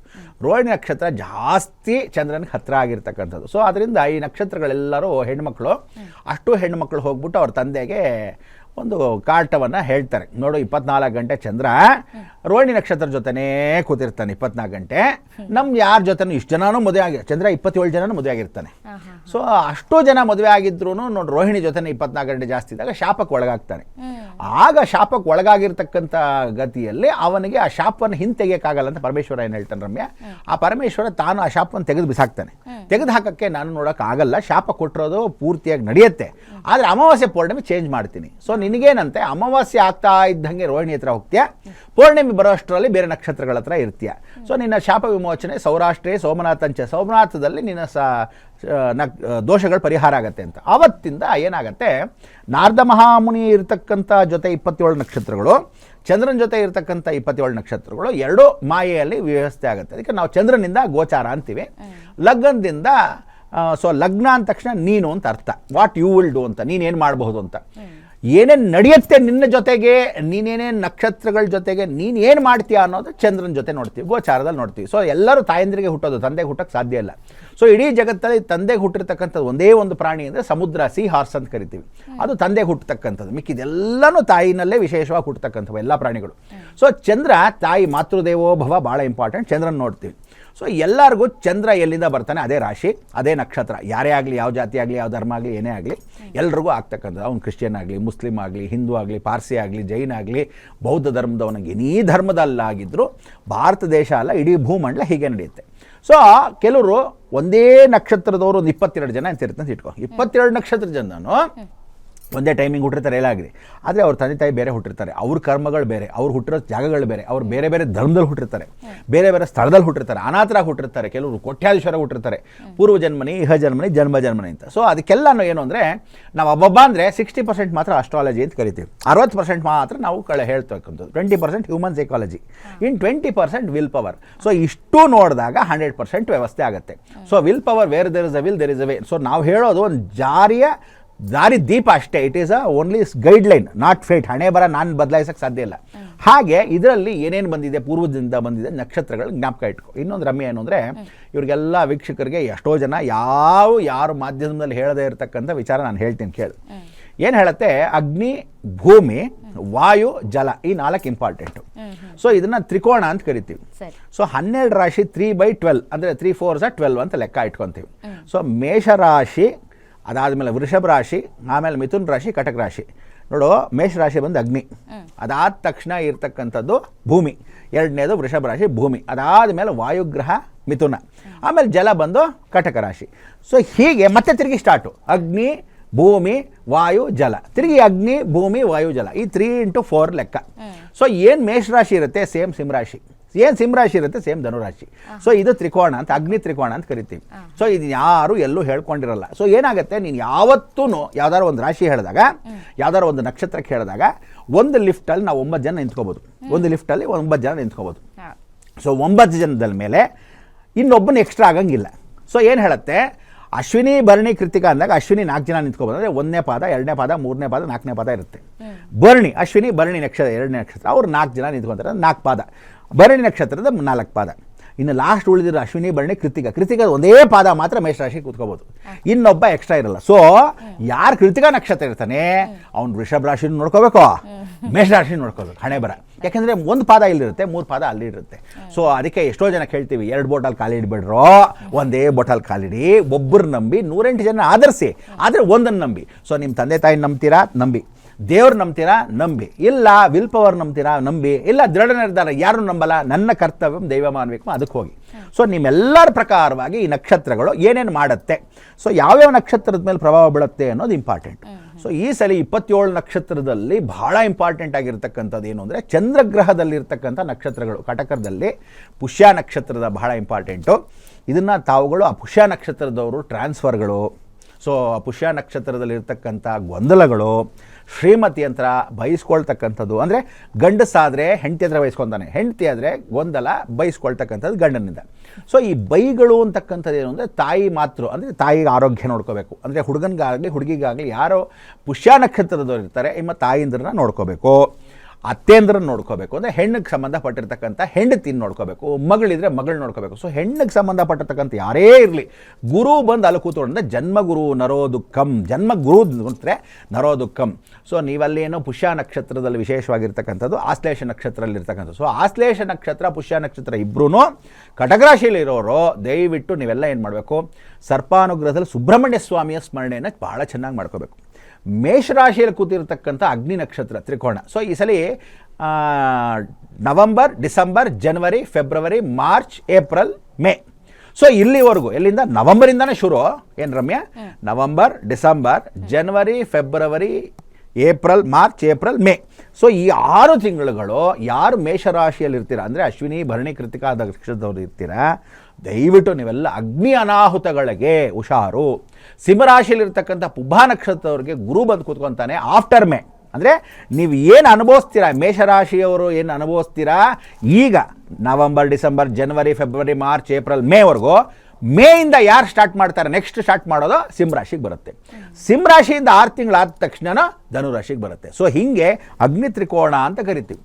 ಸೊ ಇಲ್ಲಿ ನೀವೆಲ್ಲರೂ ಜ್ಞಾಪಕ ಇಟ್ಕೋಬೇಕಾದ್ರು, ಮೇಷರಾಶಿಯಲ್ಲಿ ಇರ್ತಕ್ಕಂಥ ಅಶ್ವಿನಿ ಭರಣಿ ಕೃತಿಕಾ ನಕ್ಷತ್ರದವರು 3 ಜನ ಅಗ್ನಿ ಅಪಘಾತಗಳು, ಎಲೆಕ್ಟ್ರಿಕ್ ಸ್ಟವ್ಗಳ ಜ್ಞಾಪಕಗಳು, ಗ್ಯಾಸ್ ಹುಷಾರು, ಟೆರರಿಸ್ಟ್ಗಳಂದರೆ ನಿಮ್ಮ ಮನೇಲಿ ಯಾರಾದರೂ ಬಾಂಬ್ಗಳು ಹುಷಾರು, ಬೆಂಕಿ ಅಪಘಾತಗಳು, ಎಲೆಕ್ಟ್ರಿಕ್ ಶಾಕ್ಗಳು, ಅಥವಾ ಯಾವುದಾದ್ರೂ ಬೋರ್ವೆಲ್ನಲ್ಲಿ ಶಾರ್ಟ್ ಸರ್ಕ್ಯೂಟ್ ಆಗ್ತಕ್ಕಂಥದ್ದು, ನೀರಿನಲ್ಲಿ ನೀವು ಕಾಲಿಟ್ಟರೆ ಮಳೆ ಜಾಗದಲ್ಲಿ ಶಾಕ್ ಹೊಡಿತಕ್ಕಂಥದ್ದು, ಮನೇಲಿ ಏನಾದರೂ ಇಸ್ತ್ರಿ ಪೆಟ್ಟಿಗೆ ಇಟ್ಬಿಟ್ಟು ಬಂದರೆ ಹುಷಾರಾಗಿರ್ತದ್ದು, ಗ್ಯಾಸ್ ಆನ್ ಮಾಡಿಬಿಟ್ಟಿದ್ರೆ ಏನಾದರೂ ಆಗತಕ್ಕಂಥದ್ದು, ಇದೆಲ್ಲನೂ ಬೆಂಕಿ ಅಪಘಾತಗಳಿಗೆ, ಎಲೆಕ್ಟ್ರಿಕಲ್ ಫೀಲ್ಡ್ಗೆ ಗಂಡಿಗಾಗಲಿ ಹೆಣ್ಣಿಗಾಗಲಿ ಯಾರ್ಯಾರು ಇದ್ದೀರಾ ಇವರಿಗೆಲ್ಲರಿಗೂ ಜಾಗ್ರತೆಯಾಗಿ ಹುಷಾರಾಗಿರ್ತಕ್ಕಂಥದ್ದು ಇಂಪಾರ್ಟೆಂಟು. ಅದಾದ ಮೇಲೆ ನಿಮ್ಮಲ್ಲಿ ಇರ್ತಕ್ಕಂಥ ಬುಧಗ್ರಹದಲ್ಲಿರ್ತಕ್ಕಂಥವ್ನು ಯಾರು ಅಂದರೆ, ಬುಧಗ್ರಹದಲ್ಲಿ ಇರ್ತಕ್ಕಂಥವ್ನು ಜ್ಞಾಪಕ ಇಟ್ಕೊಳ್ಳಿ. ಯಾರ್ಯಾರು ಮಕರ ರಾಶಿಯಲ್ಲಿ ಇರ್ತಕ್ಕಂಥವ್ರು ಇದ್ದೀರಾ ಮತ್ತು ಕುಂಭರಾಶಿಯಲ್ಲಿ ಇದ್ದೀರಾ, ಕುಂಭರಾಶಿ ಮಕರ ರಾಶಿಯಲ್ಲಿ ಯಾರ್ಯಾರು ಇರ್ತೀರಾ, ಶ್ರವಣ ನಕ್ಷತ್ರ, ಧನಿಷ್ಠ ನಕ್ಷತ್ರ, ಉತ್ತರಾಭಾದ್ರ ನಕ್ಷತ್ರ, ಪೂರ್ವಭಾದ್ರ ನಕ್ಷತ್ರ, ಇವರೆಲ್ಲರೂ ಈ 4 ಜನನೂ ನೀವು ಜ್ಞಾಪಕ ಇಟ್ಕೊಳ್ಳಿ. ಹೊಟ್ಟೆ ಬಗ್ಗೆ ಜ್ಞಾಪಕ ಇಟ್ಕೋಬೇಕು. ಏನಕ್ಕೆ ಜ್ಞಾಪಕ ಇಟ್ಕೋಬೇಕು, ಅಲ್ಲಿಗೆ ಕೇತು ಬರ್ತಾನೆ, ರಾಹು ನೋಡ್ತಾನೆ, ರೋಗಕಾರಕ. ಹೊರಗಡೆ ತಿಂಡಿಗಳನ್ನ ಹುಷಾರಾಗಿ ನೋಡ್ಕೋಬೇಕು ರಮ್ಯಾ. ಇನ್ಫೆಕ್ಷನ್ಸ್ ಅಂತ ಕರಿತೀವಿ. ಮನೋಕಾರಕಸ್ಯ ಬುದ್ಧಿ, ಮನೋರೋಗ ಬರುತ್ತೆ, ಅಪವಾದ ಅಪಕೀರ್ತಿಗಳು ಬರುತ್ತೆ. ಸೊ ಕುಜನ್ ಜೊತೆ ಈ ಸಲ ಮಂತ್ರಿನೇ ಕುಜ ಆಗಿರೋದ್ರಿಂದ ಶನಿ ನೋಡ್ತಾನೆ, ಇಬ್ಬರ ಜೊತೆನೂ ಬರೋದ್ರಿಂದ ನೀವೆಲ್ಲ ಸ್ಟೇಷನ್ಗಳಿಗೆ ಹೋಗೋದು ಗ್ಯಾರಂಟಿ. ಸ್ಟೇಷನ್ಗೆ ಹೆಂಗೆ ಹೋಗ್ತೀರಾ, ಹಳೆ ಅಪವಾದ ಬರ್ಬೋದು, ಅಥವಾ ಯಾರನ್ನೋ ಸೈನ್ ಹಾಕೋದು, ಸ್ಟೇಷನ್ಗೆ ಒಳ್ಳೆ ರೀತಿಲಿ ಹೋಗ್ಬೋದು. ನನಗೊಂದು ಸೈನ್ ಹಾಕ್ಕೊಟ್ಬಿಡ್ಬೇಕು ನೀವು ಒಂದು ಸಾಕ್ಷಿಗೆ ಅಂತ, ಸರಿ ಆಯಿತು. ಪಾಸ್ಪೋರ್ಟ್ ಬರ್ಬೋದು, ಪಾಸ್ಪೋರ್ಟಿಗೆ ಸೈನ್ ಹಾಕ್ಸ್ಕೊಳಕ್ಕೆ ಹೋಗಿರ್ಬೋದು, ಅಡ್ರೆಸ್ ಪ್ರೂಫ್ಗೋಸ್ಕರ ಹೋಗಿರ್ಬೋದು, ಫ್ರೆಂಡ್ ಇನ್ಸ್ಪೆಕ್ಟ್ರೇ ಇರ್ಬೋದು, ಹೋಗ್ಬೋದು. ಒಟ್ಟಲ್ಲಿ ಸ್ಟೇಷನ್ಗೆ ಹೋಗೋದು ನಿಮ್ಮನ್ನು ತಪ್ಸೋಕ್ಕೆ ಸಾಧ್ಯವೇ ಇಲ್ಲ. ಯಾರ್ಯಾರನ್ನ, ಅಶ್ವಿನಿ ಭರಣಿ ಕೃತಿಕಾ ನಕ್ಷತ್ರ ಅಂತ ಹೆಂಗಿದೆ ಹಾಗೆ ಯಾರು ಧನುರಾಶಿ ಆದಮೇಲೆ ಮಕರ ರಾಶಿ ಮತ್ತು ಕುಂಭರಾಶಿ ಇದ್ದೀರಾ, ನೀವೆಲ್ಲ ಬುಧನಿಗೆ ಸಂಬಂಧಪಟ್ಟಿರ್ತಕ್ಕಂಥದ್ದು ಹೊಟ್ಟೆಗೆ ನೋಡ್ಕೋಬೇಕು, ಸ್ಟೇಷನ್ಗಳು ಹೋಗದೇ ಇದ್ದ ಹಾಗೆ, ಕೆಟ್ಟ ರೀತಿಲಿ ಹೋಗದೇ ಇದ್ದಂಗೆ, ಒಳ್ಳೆ ರೀತಿಗೆ ಹೋಗಿ ಪಾಪ ಬೇಡ ಅಂದಿಲ್ಲ, ಯಾವುದೋ ಒಂದು ಸೈಡ್ ಹಾಕ್ಸ್ಕೋಬೇಕು ಅಥವಾ ಮನೆ ಕೈಯಲ್ಲಿ ಮಾಡಿದಾಗ ಒಂದು ಬೇಕು. ಸುಮ್ಮನೆ ಅವನ ಮಗ ಕುಡ್ಕೊಂಬಂದ್ಬಿಟ್ಟ, ನೋಡಿದ್ರಾ ಕಂಪ್ಲೇಂಟ್ ಕೊಟ್ಟರು, ನನ್ನ ಮಗ ಯಾರನ್ನೋ ಹೊಡೆದು ಬಂದ್ಬಿಟ್ಟಂತೆ, ಅದಕ್ಕೋಸ್ಕರ ಕರೆದಿಟ್ಟು ಕಾನ್ಸ್ಟೇಬಲ್ನ ಅವ್ರನ್ನ ಬೈದ್ಬಿಟ್ನಂತೆ ರೋಡಲ್ಲಿ ನಿಂತ್ಕೊಂಡು, ಅಥವಾ ಯಾವುದೋ ಗಾಡಿನ ಸ್ಪೀಡಾಗಿ ಹೋಗ್ಬಿಟ್ಟು ಗುದ್ಬಿಟ್ಟು ಬರ್ತಿರ್ತಾನೆ, ಹೋಗಿ ವಾಪಸ್ ಇಸ್ಕೊಂಬರಕೋದೆ. ಸೊ ಇದಕ್ಕೆ ಯಾವ ಕಾರಣಕ್ಕೂ ಕರ್ಕೊಂಡು ಹೋಗ್ತಕ್ಕಂಥದ್ದು ಯಾರ್ಯಾರನ್ನ, ನೀವೆಲ್ಲರೂ ಧನಿಷ್ಠ ನಕ್ಷತ್ರದವರು, ಶತಭಿಷ ನಕ್ಷತ್ರದವರು, ಪೂರ್ವಭಾದ್ರ ನಕ್ಷತ್ರದವರು, ಉತ್ತರಾಭಾದ್ರ ನಕ್ಷತ್ರದವರು ಇಲ್ಲಿವರೆಗೂ ಇರ್ತೀರಾ ಅಂದರೆ ನೀವೆಲ್ಲ ಅಷ್ಟೊಂದು ಕುಂಭರಾಶಿವರೆಗೂ ಇರ್ತಕ್ಕಂಥ ಇಷ್ಟು ಜನ ನೀವು ಜ್ಞಾಪಕ ಇಟ್ಕೋಬೇಕು. ಸೊ ದಯವಿಟ್ಟು ಹೊಟ್ಟೆ ಅಂದರೆ ಟೈಮಿಗೆ ತಿನ್ನಬೇಕು, ಫುಡ್ಡನ್ನು ಚೆನ್ನಾಗಿ ತಿನ್ನಬೇಕು, ನೀರಿನಿಂದ ಇನ್ಫೆಕ್ಷನ್ ಆಗದೆ ಇರೋದು ತಿಂದೇ ಇರತಕ್ಕಂಥ ವ್ಯವಸ್ಥೆ ಮಾಡ್ಕೋಬೇಕು, ವಾಸ್ಟಿ ಮಾಡ್ಕೋಬೇಕು. ಇದು ಇರೋದ್ರ ಜೊತೆಗೆ ನೀವುಗಳು ಯಾರ್ಯಾರು ವಿಶೇಷವಾಗಿರ್ತಕ್ಕಂಥ ವೃಶ್ಚಿಕ ರಾಶಿಯವರು ಇದ್ದೀರಾ. ಈಗ ವೃಶ್ಚಿಕ ರಾಶಿಗೆ ಬರೋಣ. ಸಾಧಾರಣ ವೃಶ್ಚಿಕ ರಾಶಿಯಲ್ಲಿ ಕೂತ್ಕೊಂಡಿರ್ತಕ್ಕಂಥ ಜ್ಯೇಷ್ಠ ನಕ್ಷತ್ರದವರು ಯಾರಿದ್ದೀರಾ, ಈ ಜ್ಯೇಷ್ಠ ನಕ್ಷತ್ರದವರಿಗೆ ತೊಂದರೆಗಳು ಜಾಸ್ತಿ ಆಗುತ್ತೆ, ಹುಷಾರು. ಆರಿದ್ರಾ ನಕ್ಷತ್ರದಲ್ಲಿ ಮಿಥುನ್ ರಾಶಿಯಲ್ಲಿ ಕೂತಿರ್ತಕ್ಕಂಥವ್ರು ಏನಿದ್ದೀರಾ ಅವ್ರಿಗೂ ತೊಂದರೆ ಆಗುತ್ತೆ, ಹುಷಾರು. ಅಂದರೆ ಆರಿದ್ರಾ ನಕ್ಷತ್ರದಲ್ಲಿ ಒಂದಷ್ಟು ಜನ ರಾಜಕೀಯದವ್ರು ಇದ್ದಾರೆ, ಜ್ಯೇಷ್ಠ ನಕ್ಷತ್ರದಲ್ಲೂ ಒಂದಷ್ಟು ಜನ ರಾಜಕೀಯದವ್ರು ಇದ್ದಾರೆ. ಸೊ ಯಾರ್ಯಾರು ಇಲ್ಲಿ ವೃಶ್ಚಿಕ ರಾಶಿಗೂ ಮಿಥುನ್ ರಾಶಿಯಾಗಿದ್ದಾರೆ, ರಾಜಕೀಯದಲ್ಲಿ ಇರ್ತಕ್ಕಂಥವ್ರು, ಅವ್ರು ಪುಡಾರಿ ಆಗಿರ್ಬೋದು, ಪೊಸಿಷನ್ಲಿರ್ಬೋದು ಅಥವಾ ಹೊರಗಡೆ ಇರ್ಬೋದು, ದಯವಿಟ್ಟು ನಿಮ್ಮಗಳಿಗೆ ಇರ್ತಕ್ಕಂಥ ವಿಚಾರಗಳು, ಮನೇಲಿ ಗಲಾಟೆ ಕಲಹ, ಪಾರ್ಟಿಯಲ್ಲಿ ಕಲಹಗಳು, ಆರೋಗ್ಯ ಪರಿಸ್ಥಿತಿಯಲ್ಲಿ ಹಿಂದೆ ಮುಂದೆ ಓಡಾಡಬೇಕಾದ್ರೆ ಜಾಗ್ರತೆ, ರಾತ್ರಿ ಪ್ರಯಾಣ ನಿಷೇಧ, ಯಾವ ಕಾಲಕ್ಕೂ ಆಕ್ಸಿಡೆಂಟ್ಸ್ ಆಗ್ತಕ್ಕಂಥದ್ದು ವಿಶೇಷ. ಏನಕ್ಕೆ ಅಂದರೆ ಮಿಥುನ್ ರಾಶಿಯಲ್ಲಿ ಸಡನ್ನಾಗಿ ಕರೆಕ್ಟಾಗಿ ಅಷ್ಟಮದಲ್ಲಿ ಗುರು ಬಂದಾಗ ನಿಮಗೆ ಸಪ್ತಮ ಅಲ್ಲ, ಜ್ಞಾಪಕ ಇಟ್ಕೊಳ್ಳಿ, ವೃಶ್ಚಿಕ ರಾಶಿಗೆ ಸಪ್ತಮ ಅಲ್ಲ ಅಷ್ಟಮ. ಸೊ ಕ್ಲಾಶು, ಆಕ್ಸಿಡೆಂಟು, ರೋಡ್ ಅಪಘಾತಗಳು, ಜಾಗ್ರತೆ, ಮನೆಯಿಂದ ಹೋಗ್ಬೇಕಾದ್ರೆ ಎಡಬೋದು, ಕಂಬಿ ಮೇಲೆ ಬೀಳೋದು, ಮೆಟ್ಲಲ್ಲಿ ಜಾರತ್ತೆ, ಕಂಬಿ ಹಿಡ್ಕೊಂಡು ಇಳಿತೀರಾ, ತಗಲತ್ತೆ ಟೇಬಲ್ಲು, ಟೀಪಾಯ್ ಗ್ಲಾಸು, ಬಾಗ್ಲಲ್ಲಿ ಹೋಗ್ತಾ ಇದ್ರೆ ತಲೆ ತಗಲತ್ತೆ, ಹುಷಾರು. ದೇವಸ್ಥಾನದಲ್ಲಿ ಬಗ್ಗಿ ಹೋಗಬೇಕು, ಯಾರ್ದೋ ಮನೆಗೆ ಹೋಗಿರ್ತೀರ ಗೊತ್ತಿಲ್ಲ, ಚೇರೋ ಮಂಚನೋ ಮಲಗಿರ್ತಕ್ಕಂಥದ್ದಲ್ಲಿ ಕಂಬಿ ಇಟ್ಟಿರ್ತಾರೆ ಗೊತ್ತಿಲ್ಲ, ಯಾವುದಾದ್ರೂ ಕನ್ಸ್ಟ್ರಕ್ಷನ್ ಬಿಲ್ಡಿಂಗ್ ಇರೋ ಜಾಗದಲ್ಲಿ ಏನಾದರೂ ಹೋದರೆ ಏನಾದರೂ ಬೀಳತ್ತೆ, ಹುಷಾರು. ಕಾರ್ ಇಟ್ಟಿರ್ತೀರಾ, ಕಾರ್ನ ಬಾಗಿಲು ತೆಗಿಕ್ಕೆ ಹೋದರೆ ಪಕ್ಕದ ಕಾರ್ನ ಏನಾದರೂ ತೆಗಲ್ಸ್ತೀರಾ, ಅವ್ರ ಹತ್ರ ಬೈಸ್ಕೊತೀರಾ. ಸೊ ಇಂಥದ್ದೆಲ್ಲ ಗಲಾಟೆ ಘರ್ಷಣೆಗಳು ಈ ಎರಡೂ ವಿಶೇಷವಾಗಿರ್ತಕ್ಕಂಥ ಜ್ಯೇಷ್ಠ ನಕ್ಷತ್ರಗೂ ಆರಿದ್ರ ನಕ್ಷತ್ರಗೂ ನಡೀತಕ್ಕಂಥದ್ದು. ಆರೋಗ್ಯ ಪರಿಸ್ಥಿತಿಯಲ್ಲೂ ಬಹಳ ಇಂಪಾರ್ಟೆಂಟಾಗಿ ನೋಡ್ಕೋಬೇಕು. ಸೊ 24 ನಕ್ಷತ್ರದಲ್ಲಿ 28ನೇ ನಕ್ಷತ್ರ ಯಾವುದು, ಧನಿಷ್ಠ, ಜ್ಞಾಪಕ ಇಟ್ಕೋಬೇಕು. ನಾವುಗಳು ಯಾವತ್ತೂ ಧನಿಷ್ಠ ಮತ್ತು ಶತಭಿಷ ಮಧ್ಯದಲ್ಲಿ ಬರ್ತಕ್ಕಂಥದ್ದು ವಿಶೇಷವಾಗಿರ್ತಕ್ಕಂಥ ನಕ್ಷತ್ರ. ಅದನ್ನು ಅಭಿಜಿನ್ ನಕ್ಷತ್ರ ಅಂತ, ಗಂಡು ನಕ್ಷತ್ರ ಅಂತ ಕರಿತೀವಿ. ಸೊ ಈ ಅಭಿಜಿನ್ ನಕ್ಷತ್ರದ ಸಮಯ ಬಂದಾಗ ದಯವಿಟ್ಟು ಎಲ್ಲರಿಗೂ, ಜನರಲ್ಲಾಗಿ ಬರೋ ಎಲ್ಲ ನಕ್ಷತ್ರದವ್ರಿಗೂ, ಎಲ್ಲ ರಾಶಿಯವ್ರಿಗೂ ಹೇಳ್ತಾ ಇದ್ದೀನಿ, ಫ್ರಮ್ ಫೆಬ್ರವರಿ 14, ಫೆಬ್ರವರಿ 14ನೇ ತಾರೀಕಿಂದ ಹಿಡಿದು 8 ತಿಂಗಳು ಯಾರು ಮದುವೆಗಳು ಮಾಡಬೇಡಿ. ಯಾರಿಗೆ ಮದುವೆ ಫಿಕ್ಸ್ ಆಗೋಗಿದ್ರೆ ನಿಮ್ಮ ಹಣೆ ಬರ, ನಾನೇನು ಮಾಡೋಕ್ಕಾಗಲ್ಲ. ಅಕಸ್ಮಾತ್ ಎಂಗೇಜ್ಮೆಂಟ್ ಆಗೋಗಿದೆ ಸ್ವಾಮಿ, ಒಳ್ಳೆ ಚೌಲ್ಟಿ ನೋಡ್ಬಿಟ್ಟಿದ್ದೀವಿ ಸ್ವಾಮಿ, ನಿಮ್ಮ ಹಣೆ ಬರ. ಹುಡುಗನ ಕಡೆಯವರು, ಹುಡುಗಿ ಕಡೆಯವರು, ಯಾರಿಗೇ ಆಗಲಿ, ಎಲ್ಲೇ ಮಾಡಿದ್ರೋ ಕ್ಷೇತ್ರದಲ್ಲಿ ಮಾಡಿ. ಯಾರೋ ಆಲ್ರೆಡಿ ಫಿಕ್ಸ್ ಆಗೋಗಿರೋರು, ಇಲ್ದಿದ್ದವರು ಫ್ರಮ್ ಫೆಬ್ರವರಿ 14 ಹಿಡಿದು ಕರೆಕ್ಟಾಗಿ 8 ತಿಂಗಳ ಕಾಲ ಯಾರೂ ದಯವಿಟ್ಟು ಹೊಸ ಮದುವೆಗಳನ್ನು ನೋಡೋಕ್ಕೆ ಹೋಗಬೇಡಿ, ಹೊಸ ಮದುವೆಗಳು ಮಾಡೋಕ್ಕೆ ಹೋಗಬೇಡಿ.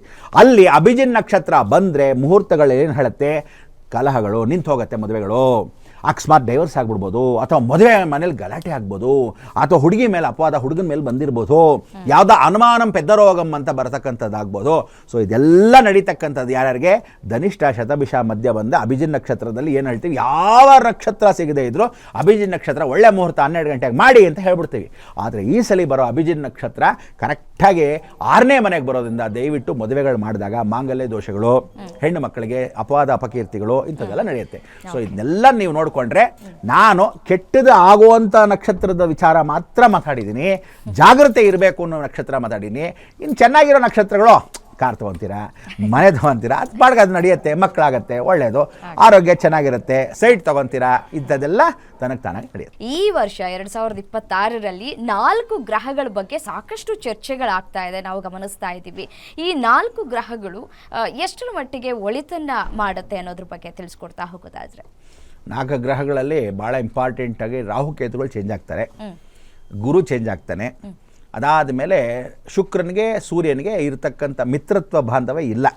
ಸೊ ಸೂರ್ಯ ಆರೋಗ್ಯ ಕೊಡೋನು, ಶುಕ್ರ ಯಶೋಕೀರ್ತಿ ಪದವಿ ಕೊಡೋನು. ಸೊ ಶುಕ್ರ ಏನೋ ಚೆನ್ನಾಗಿರ್ತಾನೆ, ಪರವಾಗಿಲ್ಲ. ಸೂರ್ಯನೂ ಆರೋಗ್ಯ ಕೊಡ್ತಾನೆ ಕೆಲವರಿಗೆ, ಓಕೆ, ಅದು ಪರವಾಗಿಲ್ಲ. ಆದರೆ ಏನು ಹೇಳುತ್ತೆ ಅಂದರೆ, ಗುರು ಜೊತೆ ಶುಕ್ರ ಬಂದಾಗ ಅಥವಾ ಸೂರ್ಯನ ಜೊತೆಗೆ ರಾಹು ಸಂಚಾರ ಮಾಡಿದಾಗ ದಯವಿಟ್ಟು ಹುಷಾರು ಅಂತ ಈ 4 ಗ್ರಹಗಳು ಹೇಳ್ತೀವಿ. ಯಾಕೆ ಅಂದರೆ ಈ ಹೊಸ ಉಗಾದಿ ಹಬ್ಬ ಬರುತ್ತಲ್ಲ, ಆ ಉಗಾದಿ ಹಬ್ಬದ ಪ್ರಭಾವ ಕರೆಕ್ಟಾಗಿ 1 ವರ್ಷ ಕರೆಕ್ಟಾಗಿ 1.25 ವರ್ಷ ಇರುತ್ತೆ ಟೋಟ್ಲು. ಅಂದರೆ ಏನು ಪ್ರಭಾವ ಅವತ್ತು ಹೇಳ್ತೀವಿ, ಅವತ್ತೇನು ಜಾತಕ ಹೇಳ್ತೀವಿ, ಅದು 1.25 ವರ್ಷ ಇರುತ್ತೆ. ಆದರೆ ಬರೋಕ್ಕೆ ಮೊದಲೇ ಶುರು ಮಾಡಿಬಿಡ್ತಾರೆ ಶನಿ, ಹಿಂಗಾಗುತ್ತೆ, ಹುಷಾರು, ಜಾಗ್ರತೆ ಅಂತ. ಸೊ ಇಂಥ ಸಮಯದಲ್ಲಿ ಏನು ಹೇಳುತ್ತೆ, ಈ 4 ಗ್ರಹಗಳ ಪ್ರಭಾವದಲ್ಲಿ ಗುರು ಬಂದು ಕಟಕ ರಾಶಿಯಿಂದ ಸಿಂಹರಾಶಿಗೆ ಪ್ರವೇಶ ಮಾಡ್ತಾನೆ. ಅದಕ್ಕೆ ಹೋಗಿ ಮೊದಲು ಹಿಂದ್ಗಡೆ ಬಂದು ವಾಪಸ್ ಮುಂದಕ್ಕೆ ಹೋಗ್ತಾನೆ.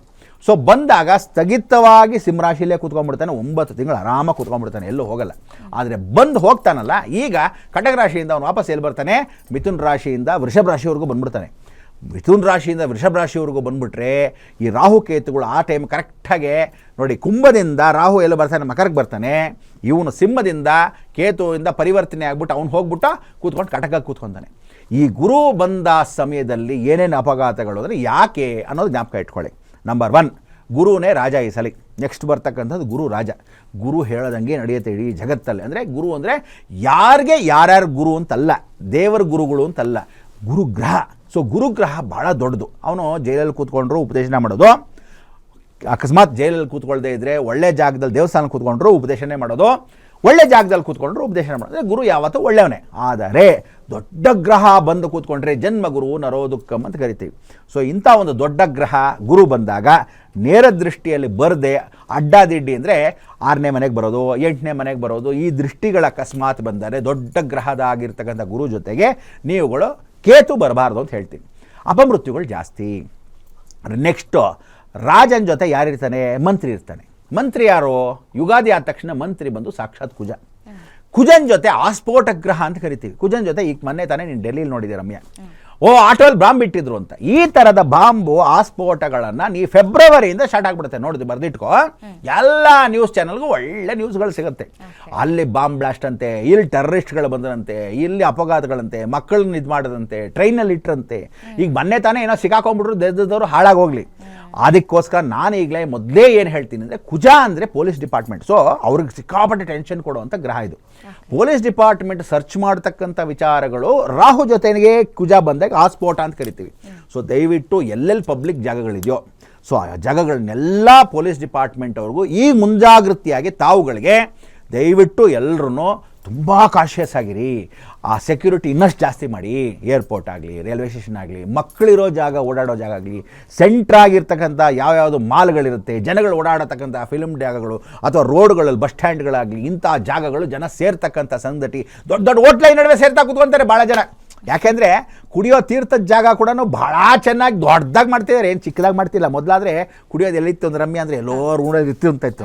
ಈಗ ಹೆಂಗೆ ಮಾಡಿಬಿಟ್ಟಿದ್ದಾರೆ ಅಂದರೆ, ಒಬ್ಬನೇ ಕುಡಿಬೇಡಪ್ಪ, ನಿನ್ನ ಹೆಂಡತಿ ಮಕ್ಕಳ ಸಮೇತ ರೆಸ್ಟೋ ಬಾರ್ ಆ್ಯಂಡ್ ರೆಸ್ಟೋರೆಂಟ್ ಅಂತ ಹೇಳಿ ಮಾಡ್ಕೊಂಡು ಕೂತ್ಕೊಂಡು ಎಲ್ಲರೂ ಒಟ್ಟಿಗೆ ಕುಡೀರಿ ಅಂತ. ಸೊ ಫ್ಯಾಮಿಲಿ ಸಮೇತ ಹೋಗೋದ್ರಿಂದ ಬಾಂಬ್ ಬಿಡೋನು ಎಲ್ಲಿ ಬಿಡ್ತಾನೆ, ಜನ ಇದ್ದ ಕಡೆ ಬಿಡ್ತಾನೆ. ಸೊ ಅದರಿಂದ ಟೆರರಿಸ್ಟ್ ಅಟ್ಯಾಕ್ ಅಂತಕ್ಕಂಥದ್ದು ಅಥವಾ ಆಸ್ಫೋಟ ಗ್ರಹಗಳನ್ನ ಮಾಡ್ತಕ್ಕಂಥದ್ದು ಇದು ದಯವಿಟ್ಟು ಹುಷಾರು. ಅದಲ್ಲದೆ ನಿಮಗೆ ಗೊತ್ತಿದ್ದೋ ಗೊತ್ತಿಲ್ಲದೇನೋ ವಿಮಾನಗಳು ಅಂತೀವಿ. ಮಕರದಲ್ಲಿ ಅರ್ಧ ನೀರು ಅರ್ಧ ಭೂಮಿ, ಜ್ಞಾಪಕ ಇಟ್ಕೊಳ್ಳಿ. ರಾಹು ಅಲ್ಲಿ ಬರಬಾರ್ದು. ಸೊ ಏನು ಹೇಳುತ್ತೆ, ವಿಮಾನಗಳ ಅಪಘಾತಗಳು ಹೆಚ್ಚು. ವಿಮಾನಗಳಿಂದ ಹೋಲ್ಸೇಲಾಗಿ ಅಪಘಾತಗಳು, ರಾಕೆಟ್ ಫೇಲಿಯರ್ಗಳು, ಅಕಸ್ಮಾತ್ ಗ್ಯಾಸ್ಗಳು ಅಂದರೆ ಮನೆಯಲ್ಲಿರ್ತಕ್ಕಂಥ ಎಲ್ಲ ಗ್ಯಾಸ್ ಸಿಲಿಂಡರ್ಗಳು ಆರ್ಸದ್ನ ಹಿಂಗೆ ಆರಿಸೋ ಬದ್ದು ಈ ಕಡೆ ಆರಿಸ್ಬಿಟ್ಟಿರ್ತೀರಾ, ಗೊತ್ತಿಲ್ಲ. ದಯವಿಟ್ಟು ಎಲ್ಲರೂ ನೋಡ್ಕೊಳ್ಳಿ. ಆಮೇಲೆ ನಾನು ದೊಡ್ಡದಾಗಿರ್ತಕ್ಕಂಥ ಎಲ್ಲ ಪೆದ್ದುಗಳಿಗೆ ನಿಮಗೆಲ್ಲ ಒಂದು ಜಾಗ್ರತೆ ಕೊಡ್ತೀನಿ. ನೀವು ಯಾರು ಅವ್ನು ರಿಲಯನ್ಸ್ನವ್ನು ಪೆದ್ದು ಮಟ್ಟ ಮಗನೋ ಅಥವಾ ನೀವು ಯಾರುಗಳು ಏನು ಗೊತ್ತಿದ್ದೋ ಎಲ್ಲರೂ ಮಾಡ್ಕೊಂಡಿರೋ ತಪ್ಪೇನು ಅಂದರೆ, ಗ್ಯಾಸ್ಗೆ ಯಾವನಾದರೂ ಇತ್ಕೊಂಡು ಮೀಟ್ರ್ ಹಾಕ್ತಾರಾ? ಅವ್ರ ಮನೆಯಲ್ಲಿ ಒಂದು ಗ್ಯಾಸ್ ಏನು ರಮ್ಯಾ, ಒಂದು ಗ್ಯಾಸ್ ಸಿಲಿಂಡರ್ ಬಸ್ಟ್ ಆದರೆ ಒಂದು ಮನೆ ಹೋಯ್ತು ಅಂತ ಇಟ್ಕೊಳ್ಳೋಣ. ಎಲ್ಲರೂ ಹೋಗಬೇಕು ಅನ್ನೋದಿಲ್ಲ. ಆಮೇಲೆ ಪಾಪ ಯಾರು ಹೋಗಬಾರ್ದು, ಚೆನ್ನಾಗಿರಲಿ. ಗ್ಯಾಸ್ ಸಿಲಿಂಡರ್ ಹೆಂಗೆ ಬಸ್ಟ್ ಆಗುತ್ತೋ ಗೊತ್ತಿಲ್ಲ. ದಯವಿಟ್ಟು ಹೇಳ್ತಾ ಇದ್ದೀನಿ, ನೀವೆಲ್ಲ ಮೀಟ್ರ್ ಹಾಕೊಂಬಿಟ್ರಿಂದ ಈಗೇನು ಮಾಡಿದ್ದಾರೆ, ವಾಲ್ಯೂಮ್ಗಳು ಇಟ್ಕೊಂಡ್ಬಿಟ್ಟು ಎಲ್ಲರೂ ಒಂದೇ ಪೈಪ್ಲೈನ್, ಒಂದು ಕಡೆ ಬ್ಲಾಸ್ಟ್ ಆದರೆ ಎಲ್ಲರೂ ಬ್ಲಾಸ್ಟು. ಸೊ ಇದೇನಾಗಿದೆ, ಈಸಿ ಆಗುತ್ತೆ. ಸಾಯ್ತಕ್ಕಂಥವ್ನು ಹೋಲ್ಸೇಲಾಗಿ ಸಾಯ್ತಾನೆ ಅಂತಲೇ ರಾಹು ನೋಡ್ತಾ ಇದ್ದಾನೆ. ಸೊ ದಯವಿಟ್ಟು ಇಂಥ ಅವಘಡಗಳು ಜಾಸ್ತಿ ಆಗೋದ್ರಿಂದ ಎಲ್ಲಿ ಮೀಟರ್ ಲೈನು ಹೊಸದಾಗಿ ಗ್ಯಾಸ್ ಸಿಲಿಂಡರ್ಗೆ ಪೈಪ್ಲೈನ್ ಹಾಕಿದಾರೋ ಹುಷಾರು. ಆಮೇಲೆ ಇನ್ನೊಂದು ತಮಾಷೆ ಗೊತ್ತಾ ನಿಮಗೆ, ಇದೇ ಗ್ಯಾಸು ಫ್ರಿಕ್ಷನ್ ಅಂತ ಕರಿತೀವಿ. ಯಾರ್ಯಾರು CNGಗಳು ಇಟ್ಕೊಂಡಿದ್ದೀರಾ ಆಟೋಗಳು, ಅಥವಾ ಯಾರ್ಯಾರು CNG ಕಾರ್ಗಳು ಇಟ್ಕೊಂಡಿದ್ದೀರಾ, ಏನು ಹೇಳುತ್ತೆ, ದಯವಿಟ್ಟು ವಾಲ್ವ್ಗಳು ಹಾಕ್ಸ್ಕೊಳ್ಳಿ. ಆ ವಾಲ್ವ್ ಕ್ಲೋಸ್ ಮಾಡಿಬಿಟ್ಟು ನೀವು ಪೆಟ್ರೋಲಿಂದ ಗ್ಯಾಸಿಗೆ ಚೇಂಜ್ ಆಗಬೇಕಾದ್ರೆ ವಾಲ್ವ್ ನೀವು ತಿರುಗಿಸಿದ್ರೇ ಮಾತ್ರ ಅದು ಚೇಂಜ್ ಓವರ್ ಆಗಬೇಕು. ಬಿಸಿಲು ಹೋಗ್ತಾ ಇದ್ದಾಗ ಆನ್ ಆಗದೆ ಆಟೋಮೆಟಿಕ್ ಅಂತ ಏನಾದರೆ ಬೆಂಕಿ ಗ್ಯಾರಂಟಿ. ಎಷ್ಟು ಕಡೆ ಇವತ್ತು ಅಂಟ್ಕೊಂಡ್ಬಿಟ್ಟಿದೆ ಸ್ಕೂಟ್ರ್ಗಳು, ಎಷ್ಟು ಕಡೆ ಆಟೋಗಳು ಅಂಟ್ಕೊಂಡ್ಬಿಟ್ಟಿದೆ, ಎಷ್ಟು ಕಡೆ ಕಾರ್ಗಳು ಬ್ಲಾಸ್ಟ್ ಆಗಿಬಿಟ್ಟಿದೆ ನಿಮಗೆ ಗೊತ್ತಿದೆ. ಸೊ ಅದರಿಂದ TV ಗಳು ನೋಡ್ತಾ ಇರ್ತೀರ. ಇದು ನಡೀತಾ ಇರುತ್ತೆ. ಉತ್ತರ ಭಾರತದಿಂದ ಹಿಡಿದು ದಕ್ಷಿಣ ಭಾರತವರೆಗೂ ಇಡೀ ಭಾರತ ದೇಶ ಅಲ್ಲ, ಎಲ್ಲ ಬೇರೆ ಬೇರೆ ಕಡೆನೂ ದಯವಿಟ್ಟು ಯಾರ್ಯಾರು CNG ಹಾಕ್ಕೊಂಡಿದ್ದೀರಾ ಅಂದರೆ gas with petrol, gas with electric ಈ ಥರದ್ದೇನಾದರೂ ಹಾಕ್ಸ್ಕೊಂಡಿದ್ರೆ ದಯವಿಟ್ಟು ಜಾಗ್ರತೆ, ಹುಷಾರ್. ಆಮೇಲೆ ಎಲೆಕ್ಟ್ರಿಕ್ ಕರೆಂಟ್ ಅನ್ನಲ್ಲ, ಆ ಕರೆಂಟ್ಗೆ ಕೇತು ಯಾವತ್ತೂ ತಿಳ್ಕೊಳ್ಳಿ ಕಟಕ ರಾಶಿಗೆ ಬರಬಾರ್ದು. ನೀರಲ್ಲಿ ಬೆಂಕಿ ಬರಬಾರ್ದು, ನೀರಲ್ಲಿ ಸಿಮೆಂಟ್ ಇರಬಾರ್ದು. ಸಿಮೆಂಟ್ ನೀರಲ್ಲಿ ತುಂಬ ಹೊತ್ತಿದ್ರೆ ಏನಾಗುತ್ತೆ, ಕರಗೋಗುತ್ತೆ. ಹಾಗೆ ನೀರೊಳಗೆ ಜಾಸ್ತಿ ಎಲೆಕ್ಟ್ರಿಫಿಕೇಷನ್ ಇದ್ದರೆ ಏನಾಗುತ್ತೆ, ಫ್ರಿಕ್ಷನ್ನು, ಕರೆಂಟು, ಆಸ್ಫೋಟಗಳು. ಸೊ ಅದರಿಂದ ಅದಕ್ಕೇನಂತೆ, ಯಾರ್ಯಾರು ಎಲೆಕ್ಟ್ರಿಕ್ ಕಾರ್ಗಳು ಇಟ್ಕೊಂಡಿದ್ದೀರಾ, ಎಲ್ಲಿ ಚಾರ್ಜ್ ಮಾಡ್ತೀರಾ, ಸರಿಯಾಗಿ ಚಾರ್ಜ್ ಮಾಡಿದ್ನಾ, ಹಾಕಿಟ್ಬಿಟ್ಟು ತಿಂತಾ ಇರೋದೆಲ್ಲ ಕೆಲವ್ರು ಹಾಕ್ಬಿಟ್ಟು ಏನು ರಮ್ಯಾ ಹೋಟ್ಲಲ್ಲಿ ತಿಂತಾರಣ್ಣ 4 hours ಚಾರ್ಜ್ ಆಗುತ್ತಂತೆ, ಚಾರ್ಜ್ ಆಗಲಿಂದ ಬಿಟ್ಬಿಟ್ಟು ಬಂದ್ಬಿಡ್ತಾರೆ, ಅಲ್ಲಿ ಡಮಾರ್ ಅಂದೋಗಿರುತ್ತೆ. ಆದ್ದರಿಂದ ಹುಷಾರು, ಸರಿಯಾಗಿ ಪ್ಲಗ್ ಹಾಕಿದಿರೋ, ಪಿನ್ ಹಾಕಿದಿರೋ, ಏನು ಮಾಡ್ತಾರೋ. ಯಾಕಂದರೆ ಯಾವ್ಯಾವ ಕಾರ್ ಕಂಡು ಹಿಡಿತಾನೋ ಅವನು ಸುಮ್ಮನೆ ಟ್ರಯಲ್ಲಾಗೆ ಕಾರ್ ಮಾಡಿರ್ತಾನೆ, ನಿಮ್ಮ ಮೇಲೆ ಪ್ರಯೋಗ ಮಾಡ್ತಾನೆ. ನೀವು ಸೂಪರ್ ಕಾರ್ ಅಂತ ತೊಗೊಂಡಿರ್ತೀರ, ಪಾಪ ಸಂತೋಷ ಕಷ್ಟವೋ ಸುಖ ತೊಗೊಂಡಿರ್ತೀರ. ಹಳೆ ಪೆಟ್ರೋಲ್ ಗಾಡಿ ವಾಸಿ, ಹಳೆ ಡೀಸೆಲ್ ಗಾಡಿ ವಾಸಿ. ಆದರೆ ಎಲೆಕ್ಟ್ರಿಕ್ಕು, CNG ಏನೇನು ಬಂದಿದೆ, ಜಾಗ್ರತೆ. ಸೊ ಇದರಿಂದ ಇಂಥ ವಿಶೇಷವಾಗಿರ್ತಕ್ಕಂಥ ಸಂದರ್ಭದಲ್ಲಿ ಒಂದು. ಎರಡನೇದು, ಭೂಮಿ ಪ್ರಳಯಗಳು ಜಾಸ್ತಿ ಆಗುತ್ತೆ, ಇನ್ಮೇಲೆ ಭೂಕಂಪನಗಳು ಜಾಸ್ತಿ ಆಗುತ್ತೆ. ಆಲ್ರೆಡಿ ನೀವು ಜಪಾನ್ದು ಏನು ನೋಡಿದ್ದೀರಾ, ಅದು ಬರೀ ಆಫ್ಟರ್ ಆಲ್ ಇಟ್ ಸ್ಟಾರ್ಟ್ಸ್ ಅಂತ ಸುಮ್ಮನೆ ಚಿಕ್ಕದು ಅಷ್ಟೇ. ಇನ್ನು ನೆಕ್ಸ್ಟ್ ಇದೆ ಎರರ್ ಜಾಸ್ತಿ. ನಮ್ಮಲ್ಲಿ ಪ್ರಾಬ್ಲಮ್ ಏನು ಅಂದರೆ, ಫಿಲಿಪೀನ್ಸಿಂದ ಹಿಡಿದು ಇಂಡೋನೇಷ್ಯಾದಿಂದ ಹಿಡಿದು ನಮ್ಮಲ್ಲಿ ಸುಮಾರ್ಟಾಯಿಂದ ಹಿಡಿದು ಏನು ಈ ಕಡೆ ಕೆಳಭಾಗದಲ್ಲಿರ್ತಕ್ಕಂಥ ಶ್ರೀಲಂಕಾ ಭಾಗದಿಂದ ಇದೆ, ಇದರಲ್ಲಿ ನಮ್ಮಗಳೇ ಸುನಾಮಿಗಳು ಜಾಸ್ತಿ ಆಗುತ್ತೆ. ತಮಿಳುನಾಡು ಸುನಾಮಿ ಆಗಬಹುದು, ವಿಶೇಷವಾಗಿ ದಕ್ಷಿಣ ಭಾರತದ ಸುನಾಮಿಗಳು ಆಗ್ತಕ್ಕಂಥದ್ದು, ನೀರಿನಿಂದ ಅಪಘಾತಗಳು, ಇದೆಲ್ಲ ಜ್ಞಾಪಕ ಇಟ್ಕೊಳ್ಳಿ. ಫ್ರಮ್ ಮಾರ್ಚ್ ಟು ನವಂಬರ್, ಮಾರ್ಚಿಂದ ನವಂಬರ್ವರೆಗೂ ಸಿಕ್ಕಾಪಟ್ಟೆ ಮಳೆ, ಸಿಕ್ಕಾಪಟ್ಟೆ ಬಿರುಗಾಳಿ, ಗಾಳಿ ಜೊತೆ ಗುರು ಗ್ರಹ ನೀರಲ್ಲಿ ಕೂತ್ಕೋಬಾರ್ದು. ನೀರಲ್ಲಿ ಕೂತ್ರೆ ಸಿಕ್ಕಾಪಟ್ಟೆ, ನೀರಿನ ಗ್ರಹ ನೀರಲ್ಲಿ ಕೂತ್ರೆ ಅಂದರೆ ಮೀನರಾಶಿಯಲ್ಲಿರ್ತಕ್ಕಂಥ ಗುರು ಕಟಕದಲ್ಲಿ ನೀರಲ್ಲೇ ಹೋಗ್ತದೆ ಅಂತಾನೆ. ಸೊ ನೀರಿನಿಂದನೇ ದೊಡ್ಡ ಅಪಘಾತಗಳು, ಜಾಗ್ರತೆ. ಸೊ ಬೋಟಲ್ಲಿ ಯಾರು ಹೋಗ್ತಾ ಇದ್ದೀರಾ, ಶಿಪ್ಪಲ್ಲಿ ಯಾರು ಹೋಗ್ತಿದ್ದೀರಾ, ಮೀನು ಹಿಡಿತಕ್ಕಂಥವ್ರು ಯಾರ್ಯಾರು ಇದ್ದೀರಾ ಬಂಧುಗಳು, ಅವರೆಲ್ಲ ಪಾಪ ದಯವಿಟ್ಟು ಹುಷಾರು, ಜಾಗ್ರತೆ. ಸಮುದ್ರ ತೀರದಲ್ಲಿ ಹೋಗಿ ಕಷ್ಟಪಡ್ತಕ್ಕಂಥವ್ರು ಯಾರಿದ್ರೆ ಅದೇ ರೀತಿ. ಅದೇ ಥರ ಗುರು ಏನು ಕೊಡ್ತಾನೆ, ಲಾಭ ಕೊಡ್ತಾನೆ. ಅಂದರೆ ಉಚ್ಚಸ್ಥಾನ ಗುರು ಕಟಕದಲ್ಲಿ ಉಚ್ಚ ಅಂತ ಎಲ್ಲವೂ ಯಶೋ ಕೀರ್ತಿ ಪದವಿ ಕೊಡ್ತಾನೆ. ಅದೇ ಥರ ಉಚ್ಚ ಏನು ಕೊಡ್ತಾನೆ ನಿಮಗೆ ಅಂದರೆ ಒಳ್ಳೆಯದು ಮಾಡ್ತಾನೆ. ಹೆಂಗೆ ಮಾಡ್ತಾನೆ ಒಳ್ಳೆಯದು, ಈ ಕಡೆ ಒಂದು ಕಟ್ಟಿಗೆ ಆಯಿತು, ಇನ್ನೊಂದು ಒಳ್ಳೇದಾಗುತ್ತೆ. ಏನಂದರೆ ಸಮುದ್ರದಲ್ಲೇ ಮೀನುಗಳು, ಇನ್ನು ಮೇಲೆ ಮೀನುಗಾರರಿಗೆ ಒಳ್ಳೆ ದುಡ್ಡು ರಮ್ಯ. ಹೆಂಗೆ ಅಂದರೆ, ಈ ಕೆರೆ ನಂದು, ಈ ಮೀನುಗಳೆಲ್ಲ ಹಾಕಿದ್ದೀನಿ, ಕೆರೆ ನೋಡ್ಕೋಬೇಕು, ರಾತ್ರಿ ಕದ್ದು ಬಿಡ್ತಾರೆ. ಸೊ ಕಾವಲುಗಾರ ಹಾಕ್ಬಿಟ್ಟು ಮೀನು ಸಾಗಾಣಿಕೆ ಮಾಡ್ತಾಯಿದ್ದೀನಿ. ಸೊ ಇನ್ಮೇಲೆ ಎಲ್ಲರೂ ಭೂಮಿಗೆ ಏನು ಸಾಗಾಣಿಕೆ ಮಾಡ್ತಿದ್ರೆ, ಒಂದೊಂದು ಹಳೆ ಕೆರೆಯಲ್ಲಿ ನೀರುಗಳನ್ನ, ಕೂಳುಗಳನ್ನ, ಅಲ್ಲಿ ಹೂಳೆಲ್ಲ ತೆಗೆಸಿ ಕ್ಲೀನಾಗಿ ಕೆರೆಗಳಲ್ಲಿ ಸಾಗಾಣಿಕೆಗಳು, ಮೀನು ಸಾಗಾಣಿಕೆಗಳು ಜಾಸ್ತಿ ಆಗುತ್ತೆ, ಒಳ್ಳೆ ಲಾಭಗಳು ಬರುತ್ತೆ. ಫುಡ್ಡು ಮೀನಿನಲ್ಲಿ ಎಲ್ಲರೂ ತಿನ್ನಕ್ಕೆ ಶುರು ಮಾಡ್ತಾರೆ.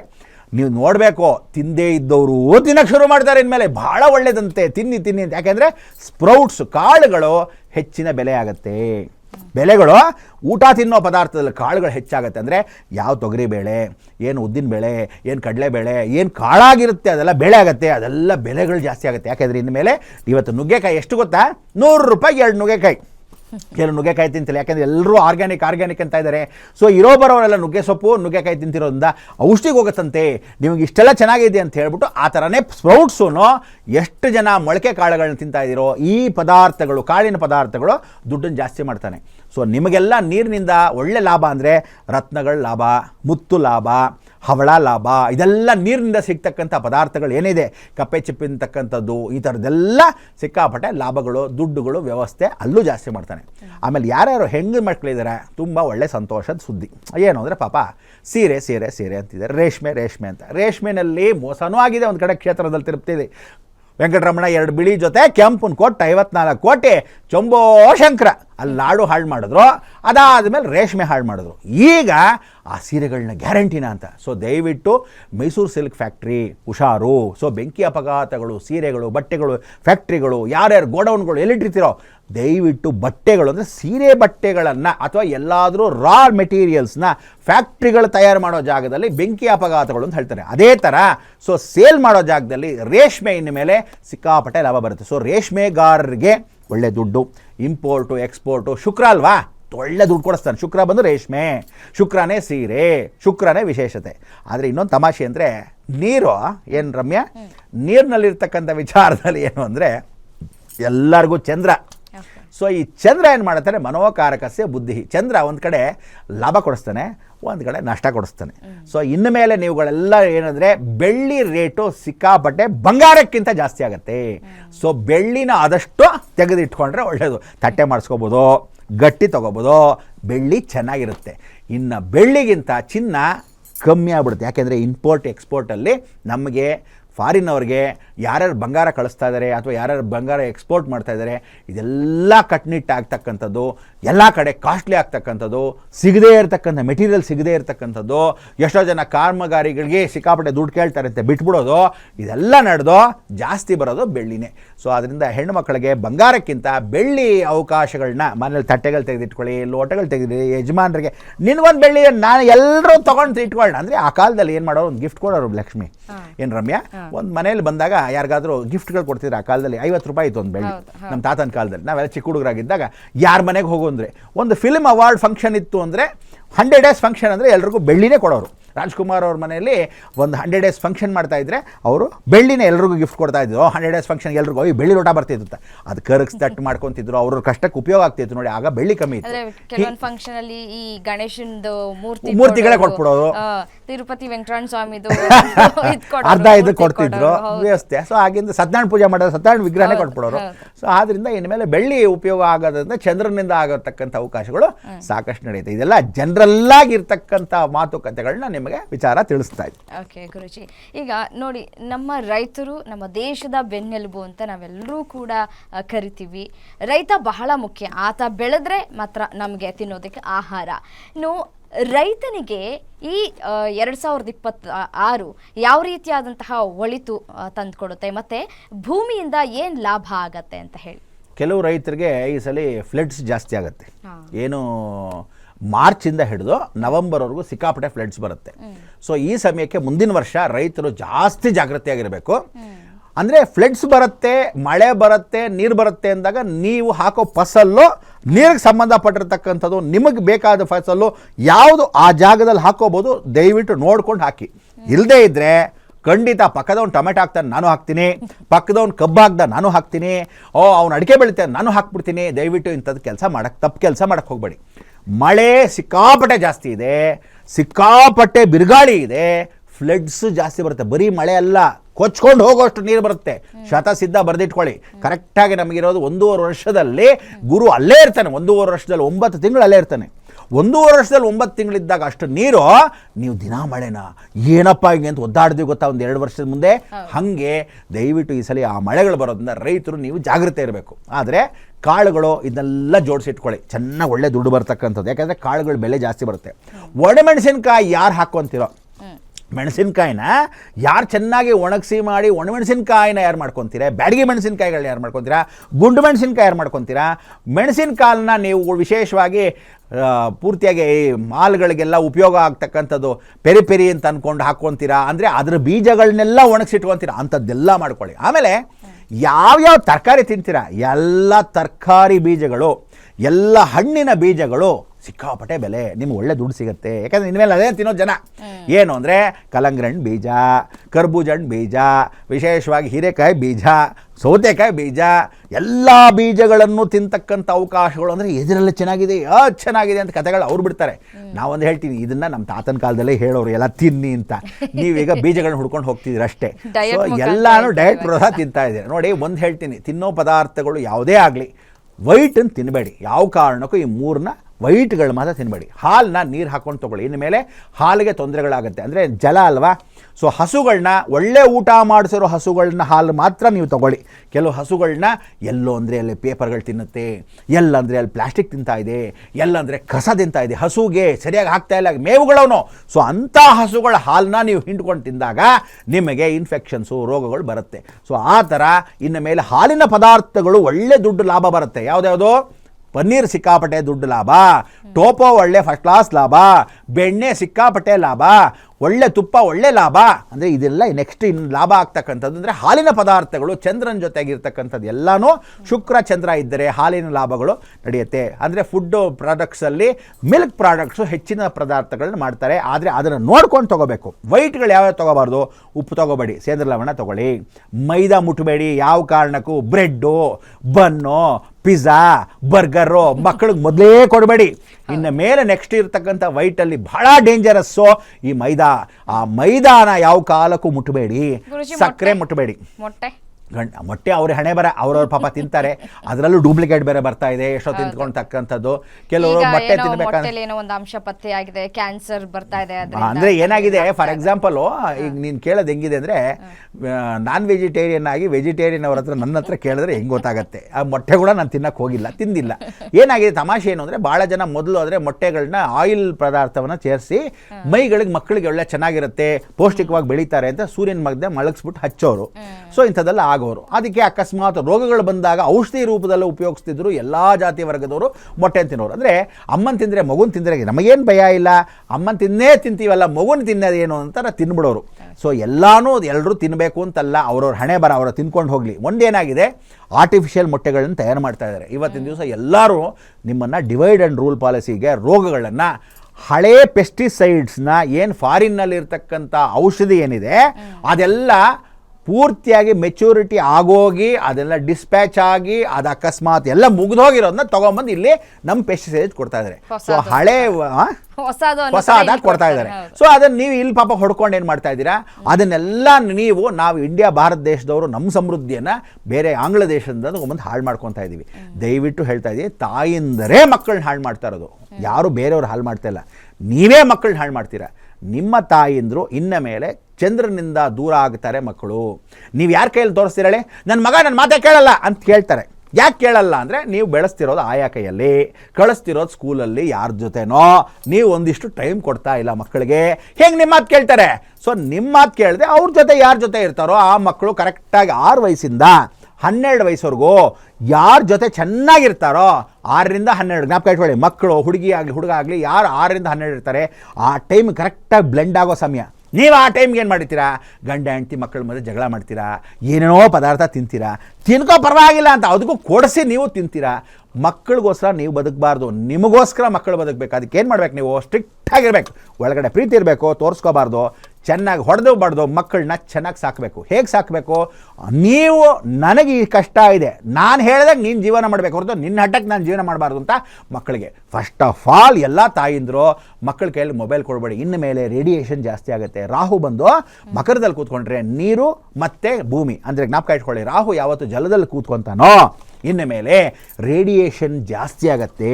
ಆ ರೇಡಿಯೇಷನ್ ಆಗೋದು ಈಗಲೇ ಮೊಬೈಲ್ ಕೊಟ್ಟಿದ್ದೀರಾ, ಸ್ಕೂಲಿಗೆ ಮೊಬೈಲ್ ಕೊಟ್ಟಿದ್ದೀರಾ, ಮಕ್ಕಳ ಕೈಲಿ ಆಡಕ್ಕೆ ಮೊಬೈಲ್ ಕೊಟ್ಟಿದ್ದೀರಾ, ಮಕ್ಕಳು ತಿಂದೇ ಇದ್ರೆ ಮೊಬೈಲ್ ತೋರಿಸ್ಕೊಂಡು ತಿನ್ನಿಸ್ತಾ ಇದ್ದೀರಾ. ಸ್ಕೂಲ್ನವರು ಬದಲಾಗಬೇಕು ಗುರುಜಿ. ಯಾಕೆಂದ್ರೆ ನೋಡಿ, ಮುಂಚೆ ಎಲ್ಲ ಡೈರಿಲಿ ಬರ್ತ್ ಕಳ್ಸೋರು, ಈಗ ಮೇಲ್ ಕಳಿಸ್ತಾರೆ. ಮೇಲಲ್ಲಿ ಒಂದಷ್ಟು ಡೀಟೇಲ್ಸ್ಗಳು ಮೊಬೈಲ್ ನೋಡ್ಕೊಂಬಿಡಿ ಅಂತಾರೆ. ಮಕ್ಳಿಗೆ ನಾವು ಮೊಬೈಲ್ ಕೊಡ್ಲೇಬೇಕು, ನೋಟ್ಸ್ಗಳು ಕಳಿಸ್ತಾರೆ ಮೊಬೈಲ್ ಅಲ್ಲಿ. ಸೊ ಟೆಕ್ನಾಲಜಿ ಎಷ್ಟು ಒಳ್ಳೇದಾಗ್ತಾ ಇದೆಯೋ ನಮ್ಗೆ ಅದೇ ಬೇರೆ ಹೋಗ್ತಾ ಇದೆ, AI ಬೇರೆ ಈಗ ಅದಕ್ಕೆ ನಾನು ಹೇಳ್ತೀನಿ ಏನು ಅಂದರೆ, ನೀವುಗಳೆಲ್ಲ ಸ್ಕೂಲ್ ಸೇರಿಸ್ತಿರೋದೇ ತಪ್ಪು. ಫಸ್ಟ್ ಆಫ್ ಆಲ್ ಯಾವ ಸ್ಕೂಲ್ ಸೇರಿಸ್ಬೇಕು, ಕಾಲ್ಗೆಜ್ಜೆ ಹಾಕೊಂಡು ಹೋಗೋ ಸ್ಕೂಲ್ ನಾವು ಸೇರಿಸ್ಬೇಕು. ನಿಮಗೆ ಜೀವನಕ್ಕೆ ಏನು ಬೇಕೋ ಆ ಓದಿನ ಪದಾರ್ಥಗಳು ಬುಕ್ಕಲ್ಲಿ ಪುಸ್ತಕದಲ್ಲಿ ಇಲ್ಲ. ಸೊ ಅದರಿಂದ ನೀವೆಲ್ಲರೂ ಸ್ಕೂಲಿಗೆ ಸೇರಿಸ್ತಾ ಇರೋದೇನು ಅಂದರೆ, ಅಯ್ಯೋ ಸ್ಕೂಲಲ್ಲಿ ಗೆಜ್ಜೆ ಹಾಕಬಾರ್ದು, ಅಯ್ಯೋ ಕಣ್ಕಪ್ ಹಾಕಬಾರ್ದು, ಅಯ್ಯೋ ಬೊಟ್ಟು ಹಾಕಬಾರ್ದು, ಕೈಯಲ್ಲಿ ಬಳೆ ಹಾಕಬಾರ್ದು ಅಂತ ದರಿದ್ರ ಸ್ಕೂಲ್ನ ನೀವು ಕಳಿಸ್ಬಾರ್ದು.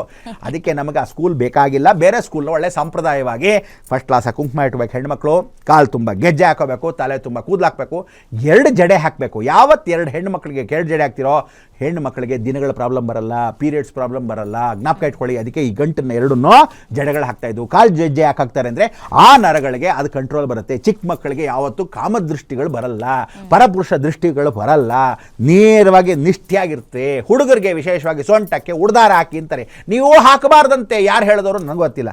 ಕೈಗೆ ವಿಶೇಷವಾಗಿ ಅವ್ರಿಗೆ ಕಿವಿಗೆ 2 ಓಲೆಗಳು ಹಾಕ್ತಿರೋ ಹುಡುಗರಿಗೆ. ಅದಾದ ಮೇಲೆ ಕೈಗೆ ಬಳೆಗಳನ್ನ, ತಾಮ್ರದ ಬಳೆಗಳನ್ನ ಹಾಕಿ ಕಳಿಸು. ದೇವ್ರದ್ದು ತೆಗಿಬೇಕಂತೆ, ಕಟ್ ಮಾಡಿ ಬಿಸಾಕ್ತಾರಂತೆ ಅಂತ ಹುಳ್ಳಂದು ಅಂತ ದರಿದ್ರ ಸ್ಕೂಲ್ನ ಬೇಕಾಗಿ ಏನಕ್ಕೆ ಬೇಕು ನಿಮಗೆ? ಬರ್ರಿ ದುಡ್ಡು. ಇಡೀ ಜಗತ್ತಲ್ಲಿ 2 ಮಾಫಿಯಾ ಜ್ಞಾಪಕ ಇಟ್ಕೊಳ್ಳಿ. ಒಂದು ಫಾರ್ಮಸ್ಯೂಟಿಕಲ್ ಡಿಪಾರ್ಟ್ಮೆಂಟು, ಇನ್ನೊಂದು ಎಜುಕೇಷನ್ ಡಿಪಾರ್ಟ್ಮೆಂಟು. ಅದರಿಂದ ಇದು ಜನರಲ್ ಆಗಿ ನಾವು ಮಾತಾಡ್ತಾ ಇದ್ದೀವಿ ಅಷ್ಟೇ ಹೊರತು ನಿಮಗೆಲ್ಲರಿಗೂ ಏನು ಅಂದರೆ, ವೀಕ್ಷಕ ಬಾಂಧವರಿಗೆ 31 ಡಿಸೆಂಬರು ಜನವರಿ 1 ಬಂದುಬಿಟ್ರೆ ಹೊಸ ವರ್ಷ ಅಲ್ಲ. ಆದರೂ ಒಂದು ಕಾರ್ಯಕ್ರಮ, ಒಂದು calendar ಚೇಂಜ್ಗೋಸ್ಕರ.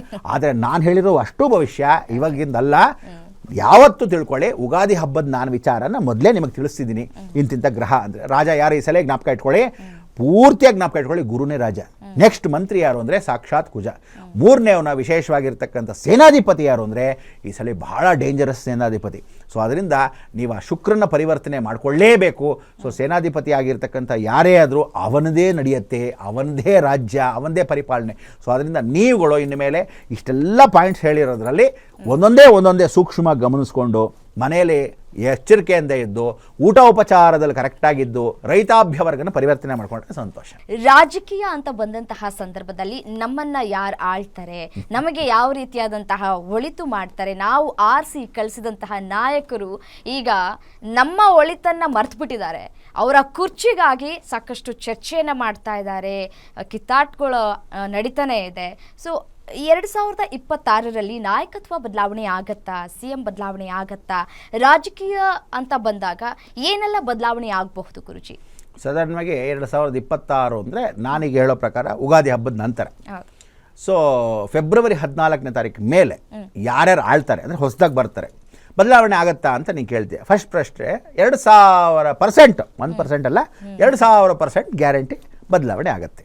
Number 1, not only here 6 ಸ್ಟೇಟ್ಗಳಲ್ಲಿ ಬದಲಾವಣೆ ಆಗುತ್ತೆ. 6 ಸ್ಟೇಟ್ಗಳಲ್ಲಿ ಚೇಂಜಸ್ ಆಗುತ್ತೆ, ವ್ಯತ್ಯಾಸ ಆಗುತ್ತೆ, ಚೇಂಜ್ ಓವರ್ ಆಗುತ್ತೆ. ಸೊ 6 ಸ್ಟೇಟು ವ್ಯತ್ಯಾಸ ಆಗಿ ಚೇಂಜ್ ಓವರ್ ಆದಾಗ ಯಾರು ಬರ್ತಾರೆ ಅಂದರೆ ಆಫ್ಟರ್ ಫೆಬ್ರವರಿ ಬರ್ತಕ್ಕಂಥವ್ರು ಕರೆಕ್ಟಾಗಿ 1.5 ವರ್ಷ ಈ ಗುರು ಇದ್ದಾಗ ಒಳ್ಳೆ ಆಡಳಿತವನ್ನು ಕೊಡ್ತಾನೆ. ಈಗ ಏನೇನು ಕೆಟ್ಟೋಗಿದೆ ಅದನ್ನೆಲ್ಲ ಸರಿಪಡಿಸೋ ಯೋಗ ಅಂತ ಅವನೇ ಬರ್ತಾನೆ, ಗ್ಯಾರಂಟಿ ಬರೆದಿಟ್ಕೊಳ್ಳಿ. ಅದಂತೂ ಗ್ಯಾರಂಟಿ ಸದಾ ಸಿದ್ಧ.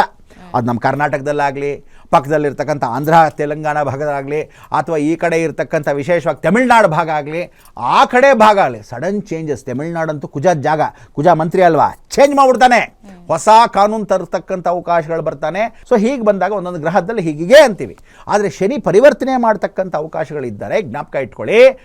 ಕೇಂದ್ರದಿಂದ ಒಂದು ಚೇಂಜು ಸಡನ್ ತಮಿಳ್ನಾಡಲ್ಲಿ ಬಾಯಿ ಬಡ್ಕೊಳ್ಳೋಂಗೆ ಚೇಂಜ್ ಆಗ್ತಕ್ಕಂಥ ಅವಕಾಶಗಳು ಗ್ಯಾರಂಟಿ ನಡೆಯುತ್ತೆ. ಸೊ ಆವಾಗ ಅಲ್ಲಿ ಅಕಸ್ಮಾತ್ ಕೇಸರಿ ಬಾವುಟ ಆದರೆ ಭಾರತ ದೇಶಮು ವಿಶೇಷವಾಗಿ అవుతుంది ಅಂತ, ಭಾರತ ದೇಶ ಭಾಳ ವಿಶೇಷವಾಗಿ ನಡೆಯುತ್ತೆ ಅಂತ. ಸೊ ನೆಕ್ಸ್ಟ್ ರಾಜಕೀಯದವರು ಆಫ್ಟರ್ 1.5 year ನೆಕ್ಸ್ಟು ಶೂಡಾಗಿರುತ್ತೆ. ಯಾಕೆಂದರೆ ವಿಧಾನಸೌಧ ಹೇಗೆ ನಮಗೆ ಸ್ಕ್ವೇರ್ ಆಗಿದೆ, ಪಾರ್ಲಿಮೆಂಟ್ ಗುಂಡಗಿದೆ. ಈಗ ಆ ಪಾರ್ಲಿಮೆಂಟ್ ಮುಂದೆ ಬಂದಿರತಕ್ಕಂಥ ಹೊಸ ಏನು ಪಾರ್ಲಿಮೆಂಟ್ ಬಂದಿದೆ ಅದು ಟ್ರಯಾಂಗಲ್ ಬಂದ್ಬಿಟ್ಟಿದೆ. ಅದು ಗೊತ್ತಿಲ್ಲದೆ ಮೋದಿ ಏನು ಮಾಡಿದ್ರು, ಸೇಂಗೋಲ್ ಅಂತ ತೊಗೊಂಬಂದು ಯಾಕೆ ಇಟ್ಟಿದ್ದಾರೆ ಅಂದರೆ ನೆಕ್ಸ್ಟ್ ಬರ್ತಕ್ಕಂಥ ಅಧಿಕಾರಿಗಳು ಶೂಡಾಗಿರ್ತಾರೆ, ಜನಗಳ ಮುಂದೆ ಹೊರಟು ಮುಂಡೆ ಮಕ್ಕಳಾಗಿರ್ತಾರೆ. ಸೊ ಗನ್ ಹಿಡ್ಕೊಂಡು ಮಾಡ್ತಾರೆ, ನನ್ನ ಊರು ನಾನೇ ರಾಜ ಅನ್ನೋ ಥರ ಎಲ್ಲ ಮಾಡ್ತಾರೆ. ಸೊ ಇದೆಲ್ಲ ಮಾಡೋದ್ರಿಂದ ತಾವುಗಳೆಲ್ಲ ಜ್ಞಾಪಕ ಇಟ್ಕೊಳ್ಳಿ. ಅದಕ್ಕೆ ಹಿಂಗೆ ಬರ್ಬೋದು ಅಂತ ದೇವರು ಗೊತ್ತಿಲ್ಲದೇನೆ ಮೋದಿಯವ್ರ ಮುಖಾಂತರ ಒಂದು ಸೇಂಗೋಲ್ನ ಪಾರ್ಲಿಮೆಂಟ್ ಇಡಿಸ್ಬಿಟ್ರು. ಅಂದರೆ ಇಂಥ ಅಧಿಕಾರಿಗಳನ್ನ ಚೇಂಜ್ ಮಾಡೋಕ್ಕೆ ಆ ಸೇಂಗೋಲ್ ಇದ್ದರೆ ಕಂಟ್ರೋಲ್ ಮಾಡುತ್ತೆ ಪಾರ್ಲಿಮೆಂಟೇರಿಯನ್ಸ್ನ ಅಂತ ಭಾಳ ವಿಶೇಷತೆ. ಸೊ ಇದೆಲ್ಲ ನಾವು ನೋಡಿಕೊಂಡಾಗ ಅನುಕೂಲ ಸಿಂಧುವಾಗಿರ್ತಕ್ಕಂಥ ನೀವುಗಳು ಜ್ಞಾಪಕ ಇಟ್ಕೋಬೇಕಾದ್ದು ಮರಿಬೇಡಿ. ಯಾವ ಕಾಲಕ್ಕೂ ಟ್ರಯಾಂಗಲ್ ಯಾವಾಗ ಬರುತ್ತೋ ಶ್ರೂಡ್ ಗೌರ್ಮೆಂಟ್ ಅಂತ. ಸೊ ಆಫ್ಟರ್ ಮುಂದಿನ ವರ್ಷದ ನೆಕ್ಸ್ಟ್ ನವಂಬರ್ ಆದಮೇಲೆ ಶ್ರೂಡ್ ಗೌರ್ಮೆಂಟ್. ಆದರೆ ಫೆಬ್ರವರಿಯಿಂದ ನವಂಬರ್ವರೆಗೂ ಯಾರು ಹೊಸ ಮಂತ್ರಿಗಳಾಗಿ ಬರ್ತಾರೆ, ಯಾರು ಮುಖ್ಯಮಂತ್ರಿಗಳಾಗಿ ಬರ್ತಾರೆ, ಯಾರು ವಿಶೇಷವಾಗಿರ್ತಕ್ಕಂಥ ರಾಜಕೀಯ ಚೇಂಜಸ್ ಆಗುತ್ತೆ, 6 ಸ್ಟೇಟ್ಗಳು ಚೇಂಜ್ಗಳಾಗುತ್ತೆ, ಅಲ್ಲಲ್ಲೇ ಗೊಂದಲಗಳಾಗುತ್ತೆ, ಗಲಾಟೆಗಳು ಹೆಂಗಿರುತ್ತೆ ಅಂದರೆ ಕಿತ್ತಾಡ್ತಾರೆ. ಸ್ಕೂಲ್ ಮಕ್ಕಳು ಇರಲಿ, ಬೀದಿಲಿ ಜಗಳ ಆಡಲ್ವಾ, ಹಂಗೆ ಜನಗಳು ಒಬ್ಬರನ್ನೊಬ್ಬರು ಹೊಡೆದಾಡಿ ಗಲಾಟೆ ಮಾಡಿ ಘರ್ಷಣೆ ಮಾಡಿ ಗಲಾಟೆ ಮಾಡ್ತಾರೆ. ಸೊ ಇದೆಲ್ಲ ನಡಿಬೇಕಾದ್ರೆ ಏನು ಹೇಳ್ತೀನಿ ಅಂದರೆ ದಯವಿಟ್ಟು ಪೊಲೀಸ್ ಡಿಪಾರ್ಟ್ಮೆಂಟು ಮತ್ತು ಕೇತು, ಅಂದರೆ ಕೇತು ಅಂದ ತಕ್ಷಣ ಲಾಯರ್ಗಳಂತ ಕರಿತೀವಿ, ಲಾಯರ್ಗೂ ರಾಜಕೀಯದವ್ರಿಗೂ ದೊಡ್ಡ ಜಗಳ ಆಗುತ್ತೆ. ಆ ಸಮಯಕ್ಕೆ ಪೊಲೀಸ್ನವರು ಮಧ್ಯಸ್ಥಿಕೆ ವಹಿಸ್ಕೊಳ್ಳೋ, ಯಾಕೆಂದರೆ ಮಂತ್ರಿನೇ ಪೊಲೀಸ್ನವರು. ಸೊ ಇಂಥ ಒಂದು ಪರಿಸ್ಥಿತಿ ಲಾಯರ್ಗಳ ಮಧ್ಯೆ ರಾಜಕೀಯದವ್ರ ಮಧ್ಯೆ ಬರುತ್ತೆ.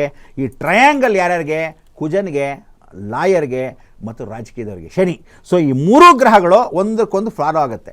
ಸೊ ಆ ಸಮಯಕ್ಕೆ ದಯವಿಟ್ಟು ಹೆಂಗಿರುತ್ತೆ ಅಂದರೆ ಜಗಳಗಳು ಬೀದಿಗೆ ಬಂದು, ನೀವು ಜಗಳ ಎಲ್ಲಿ ನೋಡಿದ್ರಿ ಹೇಳಿ, ನೇಪಾಳಲ್ಲಿ ನೋಡಿದ್ರಿ, ಬಾಂಗ್ಲಾದೇಶದಲ್ಲಿ ನೋಡಿದ್ರಿ, ಹೊರಗಡೆ ಇರ್ತಕ್ಕಂಥ ರಾಜ್ಯದಲ್ಲಿ ನೋಡಿದ್ರಿ. ಇದೇ ಥರ ಗಲಾಟೆ ಘರ್ಷಣೆ ಭಾರತ ದೇಶದಲ್ಲಿ ಒಂದು ಸ್ಟೇಟಲ್ಲಿ ನಡೀತಕ್ಕಂಥದ್ದು ಎಲ್ಲ ಟಿ ವಿ ಹಿಂಗೆ ತಿರುಗಿಸುತ್ತೆ. ಇದು ಬರೆದಿಟ್ಕೊಳ್ಳಿ. ಆಮೇಲೆ 3 ಜನ ದೊಡ್ಡ ದೊಡ್ಡ ವ್ಯಕ್ತಿಗಳು ಚಲನಚಿತ್ರದ ರಂಗದಲ್ಲಿ, ಅದು ಆಲ್ ಓವರ್ ಇಂಡಿಯಾ ಅಂತ ಇಟ್ಕೊಳ್ಳೋಣ, ಅದರಲ್ಲಿ ರಾಜಕೀಯದಲ್ಲಿ ಒಂದಿಬ್ಬರು ಹೆಂಗಸರು, ದೊಡ್ಡ ವಯೋವೃದ್ಧದಲ್ಲಿರ್ತಕ್ಕಂಥ ಒಂದು ವಿಶೇಷವಾಗಿರ್ತಕ್ಕಂಥ 2 ಗಂಡಸರು, ಇದೆಲ್ಲ ಹೋಗ್ತಕ್ಕಂಥ ಅವಕಾಶಗಳು. ಕೇತು ಅಂದರೆ ಮುಕ್ತಿ ಮಾರ್ಗವನ್ನು ಕೊಡ್ತಾನೆ. ಸೊ ಕೆಲವರೆಲ್ಲ ಮೇಲಕ್ಕೆ ಹೋಗ್ತಾರೆ, ಕೆಲವರು ಬಾವುಟವನ್ನು ಮಧ್ಯಕ್ಕೆ ತಗೊಂಬಂದು ಅಳಬೇಕಾದ ಪರಿಸ್ಥಿತಿ ಬರುತ್ತೆ. ಸೊ ಇಂಥದ್ದೆಲ್ಲ ನಡೀತಕ್ಕಂಥ ಗೊಂದಲಗಳು ರಾಜಕೀಯದಲ್ಲಿ ಸಾಕಷ್ಟು ನಡೆಯೋದ್ರಲ್ಲಿ ಯಂಗ್ಸ್ಟರ್ಸು ಕೆಲವರು ಸಡನ್ನಾಗಿ ಈ ಫೇಸ್ ನಾವು ನೋಡೇ ಇಲ್ವಲ್ಲ, ಇದನ್ನು ಹೆಂಗೆ ಬಂದು ರಾಜಕೀಯದಲ್ಲಿ ಅಂತ ಹೇಳಿ ಪರಿವರ್ತನೆ ಮಾಡ್ಕೊಳ್ತಕ್ಕಂಥದ್ದು ವ್ಯವಸ್ಥೆ ಆಗುತ್ತೆ. ಓಕೆ ಗುರುಜಿ, ನಮ್ಮ ರಾಜ್ಯದ ಬಗ್ಗೆ ನೀವು ಮಾತನಾಡಿದ್ರಿ. ಮಾತನಾಡಿದ್ರಿ, ಒಂದಷ್ಟು ಸ್ಟೇಟ್ಗಳ ಬಗ್ಗೆ ನೀವು ಮಾತನಾಡಿದ್ರಿ. ಇನ್ನು ನಮ್ಮ ನರೇಂದ್ರ ಮೋದಿಯವ್ರ ಬಗ್ಗೆ ಮಾತನಾಡ್ತಾ ಹೋಗೋದಾದ್ರೆ ನೋಡಿ, ಮೋದಿಯವರ ಬದಲಾವಣೆ ಆಗತ್ತೆ ಅಂತ ಕೂಡ ನಾವು ಕೇಳ್ಪಡ್ತಾ ಇದ್ದೀವಿ. ಕಾರಣ ಬಿಜೆಪಿಯಲ್ಲಿ ಇರುವಂತಹ ರೂಲ್ಸ್ಗಳು 75 ಇಯರ್ಸ್ ಅಂತ ಹೇಳ್ತಾ ಇದ್ದಾರೆ. ವಯಸ್ಸಾಯ್ತು ಮೋದಿಯವರಿಗೆ, ಇಳಿಸಬೇಕು ಅಂತ ಕೂಡ ಒಂದಷ್ಟು ಪ್ರಯತ್ನಗಳು ಆಗ್ತಾ ಇದೆ. ಸೊ ಅಲ್ಲಿ ಕೇಂದ್ರದಲ್ಲಿ ನಾಯಕತ್ವ ಬದಲಾವಣೆ ಆಗುತ್ತಾ? ಆಗತ್ತೆ. ಯಾಕೆಂದ್ರೆ ಮೋದಿ 12.5 ವರ್ಷ ಮಾತ್ರ ರೂಲ್ ಮಾಡ್ತಾರೆ ಅಂತ ಶಾಸನನೇ ಬರೆದುಬಿಟ್ಟಿದೆ. ఎవరు రాజ్య మేలుతారో 12 ఏళ్ళు అతను పోయి సన్యాస యోగముడు మనిషి వస్తాడు ಅಂತ ವೀರಬ್ರಹ್ಮಯ್ಯ ಸ್ವಾಮಿ ಚರಿತ್ರೆಯಲ್ಲಿ ಬರೆದುಬಿಟ್ಟಿದೆ. ಸೊ ಅದು ನಾವೇನೂ ಚೇಂಜ್ ಮಾಡೋಕ್ಕಾಗಲ್ಲ. ಸನ್ಯಾಸಿ ಅಂದರೆ ಮೋದಿ ಇಸ್ ಆಲ್ಸೋ ಸನ್ಯಾಸಿ. ಮದುವೆ ಮಾಡ್ಕೊಂಡು ಹೆಂಡತಿ ಇದ್ರು ಮಕ್ಕಳಿಲ್ಲ, ಸನ್ಯಾಸಿ ಯೋಗದಲ್ಲೇ ನಡ್ಕೊಂಡ್ಬರ್ತಿದೆ ಅಗೋರಿ ತತ್ವದಲ್ಲಿ. ನೆಕ್ಸ್ಟು ಯೋಗಿ ಆದಿತ್ಯನಾಥ್ ಆಗಬಹುದು, ಅಥವಾ ಜೈಶಂಕರ್ ಪ್ರಸಾದ್ ಶ್ರೀಮತಿ ಅವ್ರ ಜೊತೆ ಇಲ್ದಿದ್ರು. ಜೈಶಂಕರ್ ಪ್ರಸಾದ್ ಒಳ್ಳೆ ಸ್ಟ್ರೂಡ್ ಆಗಿರ್ತಕ್ಕಂಥ ವ್ಯಕ್ತಿ, ಸ್ಟ್ರಿಕ್ಟ್ ಆಗಿರ್ತಕ್ಕಂಥ ವ್ಯಕ್ತಿ, ದೌಗಲ್ ಇರ್ತಕ್ಕಂಥ ವ್ಯಕ್ತಿ, ಅವರು ಅಕಸ್ಮಾತ್ ಆಗ್ಬೋದು. ಹೆಣ್ಣು ಯಾರಾದರೂ ಒಬ್ಬರು ರಾಜಕೀಯದಲ್ಲಿ ಎಂಟ್ರಿ ಕೊಡ್ತಕ್ಕಂಥ ಅವಕಾಶಗಳು ಆಗ್ಬೋದು. ಅಂದರೆ ಪ್ರಧಾನಮಂತ್ರಿ ಯೋಗದಲ್ಲಿ ಒಂದೇನು ಹೇಳ್ತೀನಿ, ಚೇಂಜ್ ಓವರ್ 12 ವರ್ಷ ಅಂತ ಹಾಸನಾಂಬೆಯಲ್ಲಿ ನಾನು ಅವತ್ತೇ ಹೇಳ್ಬಿಟ್ಟಿದ್ದೀನಿ. ಮೋದಿಯವರು 12 ವರ್ಷನೇ ಪೂರ್ತಿ ಅವಧಿ ಈ ಸಲ ಅಂತ ಮುಗಿಸೋದಿಲ್ಲ, ಗ್ಯಾರಂಟಿ, ಕರೆಕ್ಟಾಗಿ ಮಧ್ಯದಲ್ಲಿ ನಿಲ್ಲಿಸ್ಬಿಡ್ತಾರೆ ಅಂತ. ಸೊ ನಿಲ್ಲಿಸಿದಾಗ RSS ಮುಖಾಂತರವೋ ಯಾರ್ದಾದ್ರೂ ಮುಖಾಂತರವೋ ಯಾರನ್ನ ಚೇಂಜ್ ಮಾಡಿ ಯಾರನ್ನ ಕುಡಿಸ್ತಾರೆ ಅನ್ನೋದು ಶತಸಿದ್ಧ. ಅದರ ಜೊತೆಗೆ ಮೋದಿಯವರು ಅಕಸ್ಮಾತ್ ರಾಜಕೀಯದಲ್ಲೇ ಇದ್ದರೆ ಗಂಡಾಂತರಗಳು ಬರುತ್ತೆ. ಅಂದರೆ ಯಾವ ರೀತಿ ಬರುತ್ತೆ ಅಂದರೆ, ಸ್ವಂತ ಪಾರ್ಟಿಯಿಂದ ಬರ್ಬೋದು, ಹೊರಗಡೆಯಿಂದ ವಿದೇಶದಿಂದ ಯಾವುದಾದ್ರೂ ದರಿದ್ರದವರು ಯಾವುದಾದ್ರೂ ಮುಸ್ಲಿಂ ರಾಷ್ಟ್ರಗಳಿಂದ ಇವ್ರ ಮೇಲೆ ಕಣ್ಣು ಹಾಕ್ಬೋದು. ಜಾಗೃತಿಯಾಗಿರಬೇಕು ನಾವು ಹುಷಾರು ಅಂತ ಹೇಳ್ತಕ್ಕಂಥದ್ದು. ಸೆಕ್ಯೂರಿಟಿ ರೀಸನ್ಗಳು ಯಾವುದಾದ್ರು ತೊಂದರೆಗಳಾಗ್ಬೋದು, ಬೇಕು ಅಂತ ಇಂದಿರಾ ಗಾಂಧಿ ಥರ ಏನಾದರೂ ಮಾಡೋಕ್ಕೆ ಪ್ರಯತ್ನಗಳು ಪಡ್ಬೋದು. ಸೊ ಈ ಥರದ ಗಂಡಾಂತರಗಳು ತಿರುಗ್ಬೋದು. ಇಲ್ಲ ಅವರೇ ರಾಜೀನಾಮೆ ಕೊಟ್ಬಿಟ್ಟು ಯಾರನ್ನಾದ್ರೂ ಕೂಡಿಸ್ತಾರೆ ಅಂದರೆ ಸನ್ಯಾಸ ಯೋಗ ಕೂಡ ತಿರ್ಬೋದು. ಪಾಪ ಮೋದಿ ತುಂಬ ವರ್ಷ ಇರಲಿ ಸಂತೋಷ ಅಂತ ನಾವು ಅಂತೀವಿ. ನೀವು ಶನಿ ಬಂದಾಗ ನೋಡ್ಕೊಳ್ಳಿ, ಒಬ್ಬ ಮನುಷ್ಯನ ಎತ್ತರ ಸ್ಥಾನ ಕೂಡಿಸೋದು ಶನಿನೇ ರಾಜಕೀಯದಲ್ಲಿ. ಅದೇ ಸಮಯಕ್ಕೆ ಶನಿ ವೈರಾಗ್ಯ ಎಲ್ಲಿ ಬರ್ತಾ ಇದ್ದಾನೆ, ಉಲ್ಟಾ ಬಂದ್ಬಿಟ್ಟಿದ್ದಾನೆ. ಸೊ ಶನಿ ಮೀನ ರಾಶಿಯಿಂದ ಪರಿವರ್ತನೆ ಮಾಡಿಕೊಂಡು ಉಲ್ಟಾ ಬಂದಾಗ ಕುಂಭರಾಶಿಗೆ ಪರಿವರ್ತನೆ ಮಾಡಿ ನೇರವಾಗಿ ಮೇಷರಾಶಿಗೂ ಪೂರ್ತಿಯಾಗಿ ವೃಷಭ ರಾಶಿಗೂ ದೃಷ್ಟಿ ಬಿದ್ದಾಗ ಏನಾಗುತ್ತೆ, ವೈರಾಗ್ಯ. ಬೇಡ ಬಿಡಪ್ಪ ಹಾಳಾಗೋಗ್ಲಿ, ಅವ್ರು ನೋಡ್ಕೊಳ್ಳಿ. ಆದರೆ ಅವ್ರು ಕನ್ಸಲ್ಟೆಂಟ್ ಆಗಿ ಇರ್ತಾರೆ, ಅವರ ಮಾತುಕತೆಗಳನ್ನ ಕೇಳ್ತಾರೆ. ಅವ್ರು ಏನು ಹೇಳ್ಕೊಂಡು ಬಂದರು, ವಿದೇಶ ಪೂರ್ವಕವಾಗಿ ನಮ್ಮ ಭಾರತ ದೇಶ ಎತ್ತಿಡ್ದಿದ್ದು ಇಡೀ ಜಗತ್ತಲ್ಲಿ ಇವತ್ತಲ್ಲ, ಸಾವಿರಾರು ವರ್ಷ ನೆನೆಸ್ಕೋಬೇಕಂದ್ರೆ ಹಳೆಬ್ರಲ್ಲಿ ಏನು ಸರ್ದಾರ್ ವಲ್ಲಭಾಯ್ ಪಟೇಲ್ನ ನಾವು ನೆನೆಸ್ಕೊತಾ ಇದ್ವಿ, ವಿಶೇಷವಾಗಿ ಲಾಲ್ ಬಹದ್ದೂರ್ ಶಾಸ್ತ್ರಿಗಳನ್ನ ನೆನೆಸ್ಕೊತಾ ಇದ್ವಿ, ಅಂಥ ಒಳ್ಳೆ ದೊಡ್ಡ ವ್ಯಕ್ತಿಗಳನ್ನ ನೆನೆಸ್ಕೊತಾ ಇದ್ವಿ, ಚಂದ್ರಶೇಖರ್ ಆಜಾದ್ನ ನೆನೆಸ್ಕೊತಿದ್ವಿ. ಆ ಥರ ಒಂದು ಒಳ್ಳೆ ವ್ಯಕ್ತಿ ನೆನೆಸ್ಕೋಬೇಕು ಅಂದರೆ Indira Gandhi iron lady of India ಅಂತ ನೆನೆಸ್ಕೊತಾ ಇದ್ವಿ. ಹಾಗೆ ಇವತ್ತು ಮೋದಿ ನೆನೆಸ್ಕೋಬೇಕಾದ ಒಂದು ಪರಿಸ್ಥಿತಿ. 1000 ವರ್ಷ ಆದರೂ ಮೋದಿ ನೆನೆಸ್ಕೊತಾರೆ. ಯಾಕೆಂದರೆ ಆ 12 ವರ್ಷದಲ್ಲಿ ಭಾರತ ದೇಶ ಕೆಳಗೆ ಬಿದ್ದು ಹೋಗಿತ್ತು. ತಗೊಂಬಂದು ಇಟ್ಟಿದ್ದು ಜಗತ್ತಿನ ಕಿರೀಟದ ಮೇಲೆ ಪ್ರಪಂಚಾದ್ಯಂತ ಪ್ರಸಿದ್ಧಿ ಮಾಡಿ 3ನೇ ಸ್ಥಾನಕ್ಕೆ ತಂದು ಕೊಟ್ಟಿದ್ದು. ಯಶೋ ಕೀರ್ತಿ ಪದವಿಯಲ್ಲಿ ಎಲ್ಲ ಎಕನಾಮಿಕ್ಕಿಂದ ಹಿಡಿದು ಎಲ್ಲ ಕ್ರೈಸಿಸಿಂದ ಹಿಡಿದು ಮನಮೋಹನ್ ಸಿಂಗು ಎಷ್ಟು ಚೆನ್ನಾಗಿ ನಮ್ಮ ಭಾರತ ದೇಶದ ಸಾಲ ತೀರಿಸಿದ್ರು. ಕಾಂಗ್ರೆಸ್ಸಲ್ಲಿ ಇದ್ದರು, ಅಂಥ ವ್ಯಕ್ತಿ ಇರಬೇಕ್ರಿ ಕಾಂಗ್ರೆಸ್ಸಲ್ಲಿ. ಅಂಥ ವ್ಯಕ್ತಿ ಹೆಂಗಿದ್ರು ಆ ಥರ ಒಂದು ಒಳ್ಳೆ BJPಯಲ್ಲಿ ಇರ್ತಕ್ಕಂಥ, ನೀವು ಪಕ್ಷವನ್ನು ನೋಡಬೇಡಿ, ವ್ಯಕ್ತಿ ನೋಡಿ. ಸೊ ಅಂಥ ವ್ಯಕ್ತಿಗಳು ಆಗ್ತಕ್ಕಂಥ ಅವಕಾಶಗಳಲ್ಲಿ ಮೋದಿ ಒಂದು ಒಳ್ಳೆ ವ್ಯಕ್ತಿ ಇದ್ದರು, ತುಂಬ ಸಂತೋಷ ಅಂತ ಅನ್ಸುತ್ತೆ. ಬಟ್ ಪಾಪ ನೀನು ಕೇಳಿದ ಪ್ರಶ್ನೆಗೆ ಚೇಂಜಸ್ ಆಗ್ತಕ್ಕಂಥದ್ದು ಶತಸಿದ್ಧ, ಬರ್ದಿರೋದು ಗ್ಯಾರಂಟಿ. ಓಕೆ ಗುರುಜಿ, ಇನ್ನು ಸಿನಿಮಾ ರಂಗ ಅಂತ ಬಂದಂತಹ ಸಂದರ್ಭದಲ್ಲಿ ಈಗ ನೋಡಿ, ಒಂದೊಂದು ಸಿನಿಮಾಗಳು ಕೂಡ ವಿಭಿನ್ನವಾಗಿದೆ, ಸಾಕಷ್ಟು ಜಯಗಳಿಸ್ತಾ ಇದೆ, ಪ್ಯಾನ್ ಇಂಡಿಯಾ ಲೆವೆಲಲ್ಲಿ ನಮ್ಮ ಕರ್ನಾಟಕ ರಾರಾಜಿಸ್ತಾ ಇದೆ ಅಂತಲೇ ಕೂಡ ಹೇಳಬಹುದು. ಸೊ ಹಾಗಾಗಿ ಈ ಒಂದು ಸಿನಿಮಾ ರಂಗದ ಬಗ್ಗೆ ಮಾತನಾಡ್ತಾ ಹೋಗೋದಾದರೆ ಯಶಸ್ಸನ್ನ ಈಗ ಏನು ಗಳಿಸಿದೆ, ಇದು ಮತ್ತಷ್ಟು ಉತ್ತುಂಗಕ್ಕೆ ಹೋಗುವಂತಹ ಸಾಧ್ಯತೆಗಳಿದೆಯಾ? ಖಂಡಿತ. ದಕ್ಷಿಣ ಭಾರತದಿಂದ ನಾವೆಲ್ಲ ಉತ್ತಂಗಕ್ಕೆ ಹೋಗ್ತೀವಿ ಅಂತ ಬರ್ದಿದೆ ಶಾಸನ. ದಕ್ಷಿಣನ ಕುಜ ಅಂತ ಕರಿತೀವಿ, ಉತ್ತರ ಭಾರತನ ಉತ್ತರೋದ್ಯಮಕ್ಕೆ ಗುರು ಅಂತ ಕರಿತೀವಿ. ಕುಜ ಗುರು ಈ ಸಲ ಆಳ್ತಾರೆ, ರಾಜ ಮತ್ತು ಮಂತ್ರಿ. ಆದರೆ ಮಂತ್ರಿನೇ ಆಳ್ತಕ್ಕಂಥ ಅವಕಾಶಗಳು ಕರ್ನಾಟಕದಲ್ಲೂ ಬಹಳಷ್ಟು ಯಶಸ್ವೀರ್ತಿ ಬರುತ್ತೆ. ಆದರೆ ಒಂದೇ ಒಂದು ಸ್ಯಾಡ್ ನ್ಯೂಸ್ ಏನು ಅಂದರೆ, ಎಲ್ಲರೂ ಯಾರ್ಯಾರು ಚಿಕ್ಕ ಪಿಕ್ಚರ್ ಮಾಡ್ತಾ ಇದ್ದಾರೆ, ಈಗ ಸೂ ಫ್ರಮ್ ಸೋ ಅಂತ ಯಾವ್ದಾರು ಇಟ್ಕೊ, ಅಲ್ಲಿ ಆ ರೀತಿಯ ಪುಟ್ಟದಾಗಿ ಮಾಡಿ ದೊಡ್ಡದಾಗಿ ಹೆಸರು ಗಳಿಸಿದ್ರು, ಪುಟ್ಟದಾಗಿ ಮಾಡಿ ದೊಡ್ಡದಾಗಿ ಗಳಿಸಿದ್ರು. ಅಂಥ ಪರಿಸ್ಥಿತಿ ಎಲ್ರಿಗೂ ಬರಲ್ಲ, ಇನ್ಮೇಲೆ ಬರಲ್ಲ. ದೊಡ್ಡದಾಗಿ ನಿಮಗೆ ಬೇಕು ಅಂದರೆ ಅವನು 1000 ರೂಪಾಯಿ ಖರ್ಚು ಮಾಡಿದ್ರೆ ಒಂದು 100 ರೂಪಾಯಿ ಲಾಭ ಬರುತ್ತೆ. ಲಾಭನೂ ಜಾಸ್ತಿ ಬರಲ್ಲ, ಲಾಭ ಬಂತು ಅಂದ್ರೆ 1000 ರೂಪಾಯಿಗೆ 100 ರೂಪಾಯಿ ಲಾಭ ಬಂತು. ಅದಕ್ಕೆ ಎಲ್ಲರೂ ಇನ್ಮೇಲೆ ದೊಡ್ಡ ದೊಡ್ಡ ಪಿಕ್ಚರ್ ಮಾಡಿದವನಿಗೆ ಚಿಕ್ಕ ಪಿಕ್ಚರ್ ಅವ್ರಿಗೆ ತಲೆ ಎತ್ತಕ್ಕೆ ಮಧ್ಯ ರಾಜಕೀಯಗಳು ನಡೆಯುತ್ತೆ. ಆಗಲ್ಲ. ಎಷ್ಟೋ ಜನಗಳೇ ಪೆದ್ದುಗಳು, ಎಲ್ಲ ಟಿ ವಿಲಿ ನೋಡ್ಬಿಡ್ತೀವಿ, ಇಂಟರ್ನೆಟ್ಟಲ್ಲಿ ನೋಡ್ತೀವಿ, ಥಿಯೇಟ್ರಿಗೆ ಹೋಗಲ್ಲ, ಇಲ್ಲೇ ಪಿಕ್ಚರ್ ನೋಡ್ತಾರೆ. ನೀವು ದೊಡ್ಡ ಪಿಕ್ಚರ್ ಮಾಡಿದಾಗ ಪ್ರಮೋಷನ್ ಎಷ್ಟು ಚೆನ್ನಾಗಿರುತ್ತೋ ಇವ್ರುಗಳು ಹೋಗಿ ನೋಡ್ತಾರೆ. ಚಿಕ್ಕ ಪಿಕ್ಚರ್ ಒಳ್ಳೆ ಪಿಕ್ಚರ್ ಮಾಡಿದ್ರು ದೆರ್ದದವ್ರು ನಮ್ಮ ಜನಗಳೇ ಹೋಗಲ್ಲ, ಪೆದ್ದುಗಳು. ಎಲ್ಲ ಹೊಡೆದಾಟ, ಕಾಕುಗಳು, ಗಲಾಟೆ, ಘರ್ಷಣೆ ಇಂಥದಕ್ಕೆ ಹೋಗ್ತೀರಿ ಹೊರತು ಒಳ್ಳೆ ಫ್ಯಾಮ್ಲಿಗಳು ಕೂತ್ಕೊಂಡು ನೋಡ್ಕೊಳ್ಳೋ ಪಿಕ್ಚರು. ಸೊ ಈ ಫ್ಯಾಮ್ಲಿಯವರು ಕೂತ್ಕೊಂಡು ನೋಡೋ ಅಂಥದ್ದು ಓನ್ಲಿ ಆಫ್ಟರ್ ಜೂನ್ ನೋಡ್ತಾ ಇರಿ. ಚಿತ್ರರಂಗಕ್ಕೆ ಫ್ಯಾಮ್ಲಿ ಸಮೇತ ಪಿಕ್ಚರ್ಗಳು ಹೋಗುವಂಥ ಪಿಕ್ಚರ್ಗಳು ಬರುತ್ತೆ. ಸೊ ಚಿಕ್ಕದು ದೊಡ್ಡದಾಗಕ್ಕೆ ಕರೆಕ್ಟಾಗಿ 1.5 ವರ್ಷದ ಪ್ರಯಾಣದಲ್ಲೇ ನಿಮಗೆ ಅದು ಸಿಗುತ್ತೆ. ಅದು ಕರ್ನಾಟಕ ಮಾತ್ರ ಹೇಳ್ತಾ ಇಲ್ಲ ನಾನು, ತೆಲುಗು ಆಗಲಿ, ಆಂಧ್ರ ಆಗಲಿ, ಎಲ್ಲ ಆಗಲಿ. ಆಮೇಲೆ ನಮ್ಮ ರಾಷ್ಟ್ರದಲ್ಲಿರ್ತಕ್ಕಂಥ ಎಲ್ಲರೂ ದಯವಿಟ್ಟು ಏನು ಹೇಳ್ತೀನಿ, ಚಲನಚಿತ್ರರಂಗವನ್ನು ಪಿಕ್ಚರ್ ಥರ ನೋಡ್ತಕ್ಕಂಥ ಅವಕಾಶಗಳನ್ನ ಇಟ್ಕೊಂಡು ಜೀವನದ ಥರ ನೋಡಬೇಡಿ. ಯಾವ ಕಾಲಕ್ಕೂ ಅದನ್ನು ಜೀವನಕ್ಕೆ ಅಳವಡಿಸ್ಕೋಬೇಡಿ. ನಿಮ್ಮ ಜೀವನ ನಮ್ಮದೇ 100 ಗಂಟೆ ಕೊಳ್ತೋಗ್ತಾ ಇದೆ. ಫಿಲ್ಮ್ ನೋಡಿ ಜೀವನ ಮಾಡಬೇಕು ಅಂತಲ್ಲ, ಆದರೆ ನಿಮ್ಮ ಟೈಮ್ಗೆ ಒಂದು ಎಂಟರ್ಟೈನ್ಮೆಂಟ್ ನೋಡಬೇಕಾದ್ರೆ ಮನೇಲಿ ಇರ್ತಕ್ಕಂಥ ಟಿ ವಿಗೆ ನೋಡೋಕ್ಕಿಂತ ಕೆಲವು ಪಿಕ್ಚರ್ಗಳು, ನರಸಿಂಹ ಅಂತ ದೊಡ್ಡ ದೇವ ಪಿಕ್ಚರ್ ಅಂತ ದೊಡ್ಡ ಸ್ಕ್ರೀನಲ್ಲೇ ನೋಡಬೇಕು, ಚಿಕ್ಕದಾಗಿ ನೋಡಬಾರ್ದು. ಸೊ ಅಂಥದ್ದೆಲ್ಲ ನೋಡಿದಾಗ ಒಳ್ಳೆ ಕನ್ನಡ ಪ್ರೋತ್ಸಾಹ ಕೊಟ್ಟಿರ್ತಕ್ಕಂಥ ವಿಚಾರ ಥಿಯೇಟ್ರಲ್ಲೇ ಹೋಗಿ ನೋಡ್ತಕ್ಕಂಥದ್ದು ಬಹಳ ವಿಶೇಷ. ಸಿಡಿ ಗಿಡಿ ಅಂಥದ್ದೆಲ್ಲ ಕಳ್ತನ ಚಿತ್ರಗಳನ್ನ ಬಹಳಷ್ಟು ನೋಡ್ತಾರೆ. ಅದರಲ್ಲಿ ವಿಶೇಷವಾಗಿ ಕೆಲವರು ಆಕ್ಷೇಪಣೆ ಮಾಡಿಕೊಂಡು ದೇವ್ರನ್ನ ದೆವ್ವಗಳು ಅಂತಕ್ಕಂಥವ್ರು ಒಂದಷ್ಟು ಜನ ಇರ್ತಾರೆ. ಅದನ್ನೆಲ್ಲ ತಲೆ ಕೆಡಿಸ್ಕೊಳ್ಬಾರ್ದು. ನಾವೇನು ಅಂದರೆ ಮುಂದೆ ಹೋಗ್ತಾ ಇರ್ತಕ್ಕಂಥ ಎಷ್ಟೋ ಜನ ಹಿಂದಿಯವರಿಗೆ ಭಾಳ ಜನಕ್ಕೆ ಹೊಟ್ಟೆ ಕಿಚ್ಚು, ತಾತ್ಸಾರದಿಂದ ನೋಡ್ತಕ್ಕಂಥವ್ರು ಹಿಂದಿಯವರು. ಅದರಲ್ಲಿ ನಮ್ಮಲ್ಲಿ ಕರ್ನಾಟಕದವರು ಇಂಥ ತಾತ್ಸಾರದ ನನ್ನ ಮಕ್ಕಳು ನಿಮ್ಗೆ ತುಳಿದು ನಿಂತ್ಕೊಂತೀವಿ ಅನ್ನೋದು ಕನ್ನಡದ ಒಂದು ಹೆಮ್ಮೆ. ವಿಶೇಷವಾಗಿ 2 ಗರಿಗಳು ಇವತ್ತು ಹಾರ್ತಾ ಇದೆ, ಭಾಳ ಸಂತೋಷ. ಮುಂದಿನ ದಿನಗಳು ಹಾರೋದು ಗ್ಯಾರಂಟಿ. ಆದರೆ ಜೂನ್ ನಂತರ ಒಳ್ಳೆ ಫ್ಯಾಮಿಲಿ ಸಬ್ಜೆಕ್ಟ್ಗಳು ಬರುತ್ತೆ. ನೀವೆಲ್ಲ ಸುಮ್ಮನೆ ಹಾಳು ಮುಳು ಕಸ ಗಡ್ಡಿ ತೆಗಿಬೇಡಿ. ನಿಮ್ಮ ಚಿಕ್ಕ ಪಿಕ್ಚರು ಚೆನ್ನಾಗಿ ಓಡಬೇಕು ಅಂದರೆ ನೋಡಿ, ಆ ಥರ ಚಿತ್ರಗಳನ್ನ ತೆಗೆದಾಗ ಭಾಳ ಚೆನ್ನಾಗಿ ಉನ್ನತ ಸ್ಥಾನಕ್ಕೆ ಹೋಗ್ತಕ್ಕಂಥ ವಿಚಾರಗಳು. ಓಕೆ ಗುರುಜಿ, ಇವತ್ತಿನ ಕಾರ್ಯಕ್ರಮದಲ್ಲಿ 2026 ಎಷ್ಟು ಶುಭವಾಗಿದೆ ಅನ್ನೋದ್ರ ಬಗ್ಗೆ ನಮಗೆ ಮಾಹಿತಿನ ತಿಳಿಸ್ಕೊಟ್ರಿ. ತಮಗೆ ಧನ್ಯವಾದ. ನಮಸ್ಕಾರ. ಎಲ್ಲ ವೀಕ್ಷಕರಿಗೂ ಆರೋಗ್ಯ ಸಮೇತ ಐಶ್ವರ್ಯ ಕೊಟ್ಟು ಕಾಪಾಡಲಿ. ನಾವೆಲ್ಲ ಇಷ್ಟೂ ಮಾತಾಡಿರ್ತಕ್ಕಂಥದ್ದು ಏನು ಮಾತಾಡಿರ್ತೀವಿ ಅದಷ್ಟು ನಡೀತಕ್ಕಂಥ ಅವಕಾಶಗಳು ಶತಸಿದ್ಧ. ಆದರೆ ಅದನ್ನೇ ತಲೆ ಇಟ್ಕೊಂಡು ಜೀವನವನ್ನು ಮಾಡ್ತಕ್ಕಂಥದ್ದಲ್ಲ. ಅದನ್ನು ಪಕ್ಕದಲ್ಲಿ ಒಂದು ಲೈಫ್ ಗೈಡ್ಲೈನ್ ಅಂತ ಇಟ್ಕೊಂಡು 20% ಹ್ಯೂಮನ್ ಸೈಕಾಲಜಿ ಮಧ್ಯದಲ್ಲಿ ನಿಮ್ಮದು ಒಂದು ವಿಶೇಷವಾಗಿ ಇಟ್ಕೊಂಡು ಅನಾಥೋ ದೇವರಕ್ಷಕ ಅಂತ ದೇವರು ಮಗ್ದಲ್ಲಿ ಕಾಪಾಡ್ತಾನೆ, ಭಗವಂತ ನಮ್ಮ ಜೊತೆ ಇದ್ದಾನೆ ಅಂತ ಅಂದ್ಕೊಂಡು ನೀವೆಲ್ಲ ಲೋಕಕ್ಷೇಮಕ್ಕೆ ವಿಶೇಷವಾಗಿರಿ ಅಂತ ಹೇಳ್ತಾ ಶುಭವನ್ನು ಕೋರ್ತಾ ರಮ್ಯಾ ಮತ್ತು ನಾನು ನಿಮ್ಮ ಹೊಸ ವರ್ಷಕ್ಕೆ, ಕ್ಯಾಲೆಂಡರ್ ಹೊಸ ವರ್ಷಕ್ಕೆ, ಆಂಗ್ಲ ಹೊಸ ವರ್ಷಕ್ಕೆ ಶುಭಾಶಯಗಳನ್ನು ಕೋರ್ತಾ ಎಲ್ಲರೂ ಆರೋಗ್ಯ ಸಮೇತ ಇರಿ ಅಂತ ಹೇಳ್ತಾ ಲೋಕ ಸಮಸ್ತ ಸುಖಿನೋ ಭವಂತು, ಸನ್ಮಂಗಳಾನಿ ಭವಂತು. ಇದಾಗಿತ್ತು ಈ ಹೊತ್ತಿನ ವಿಶೇಷ. ನೋಡ್ತಾ ಇರಿ ಗ್ಯಾರಂಟಿ ನ್ಯೂಸ್, ಸುದ್ದಿ ಖಚಿತ, ನ್ಯಾಯ ನಿಶ್ಚಿತ. ಜಯ ಜಗನ್ಮಾತೆ.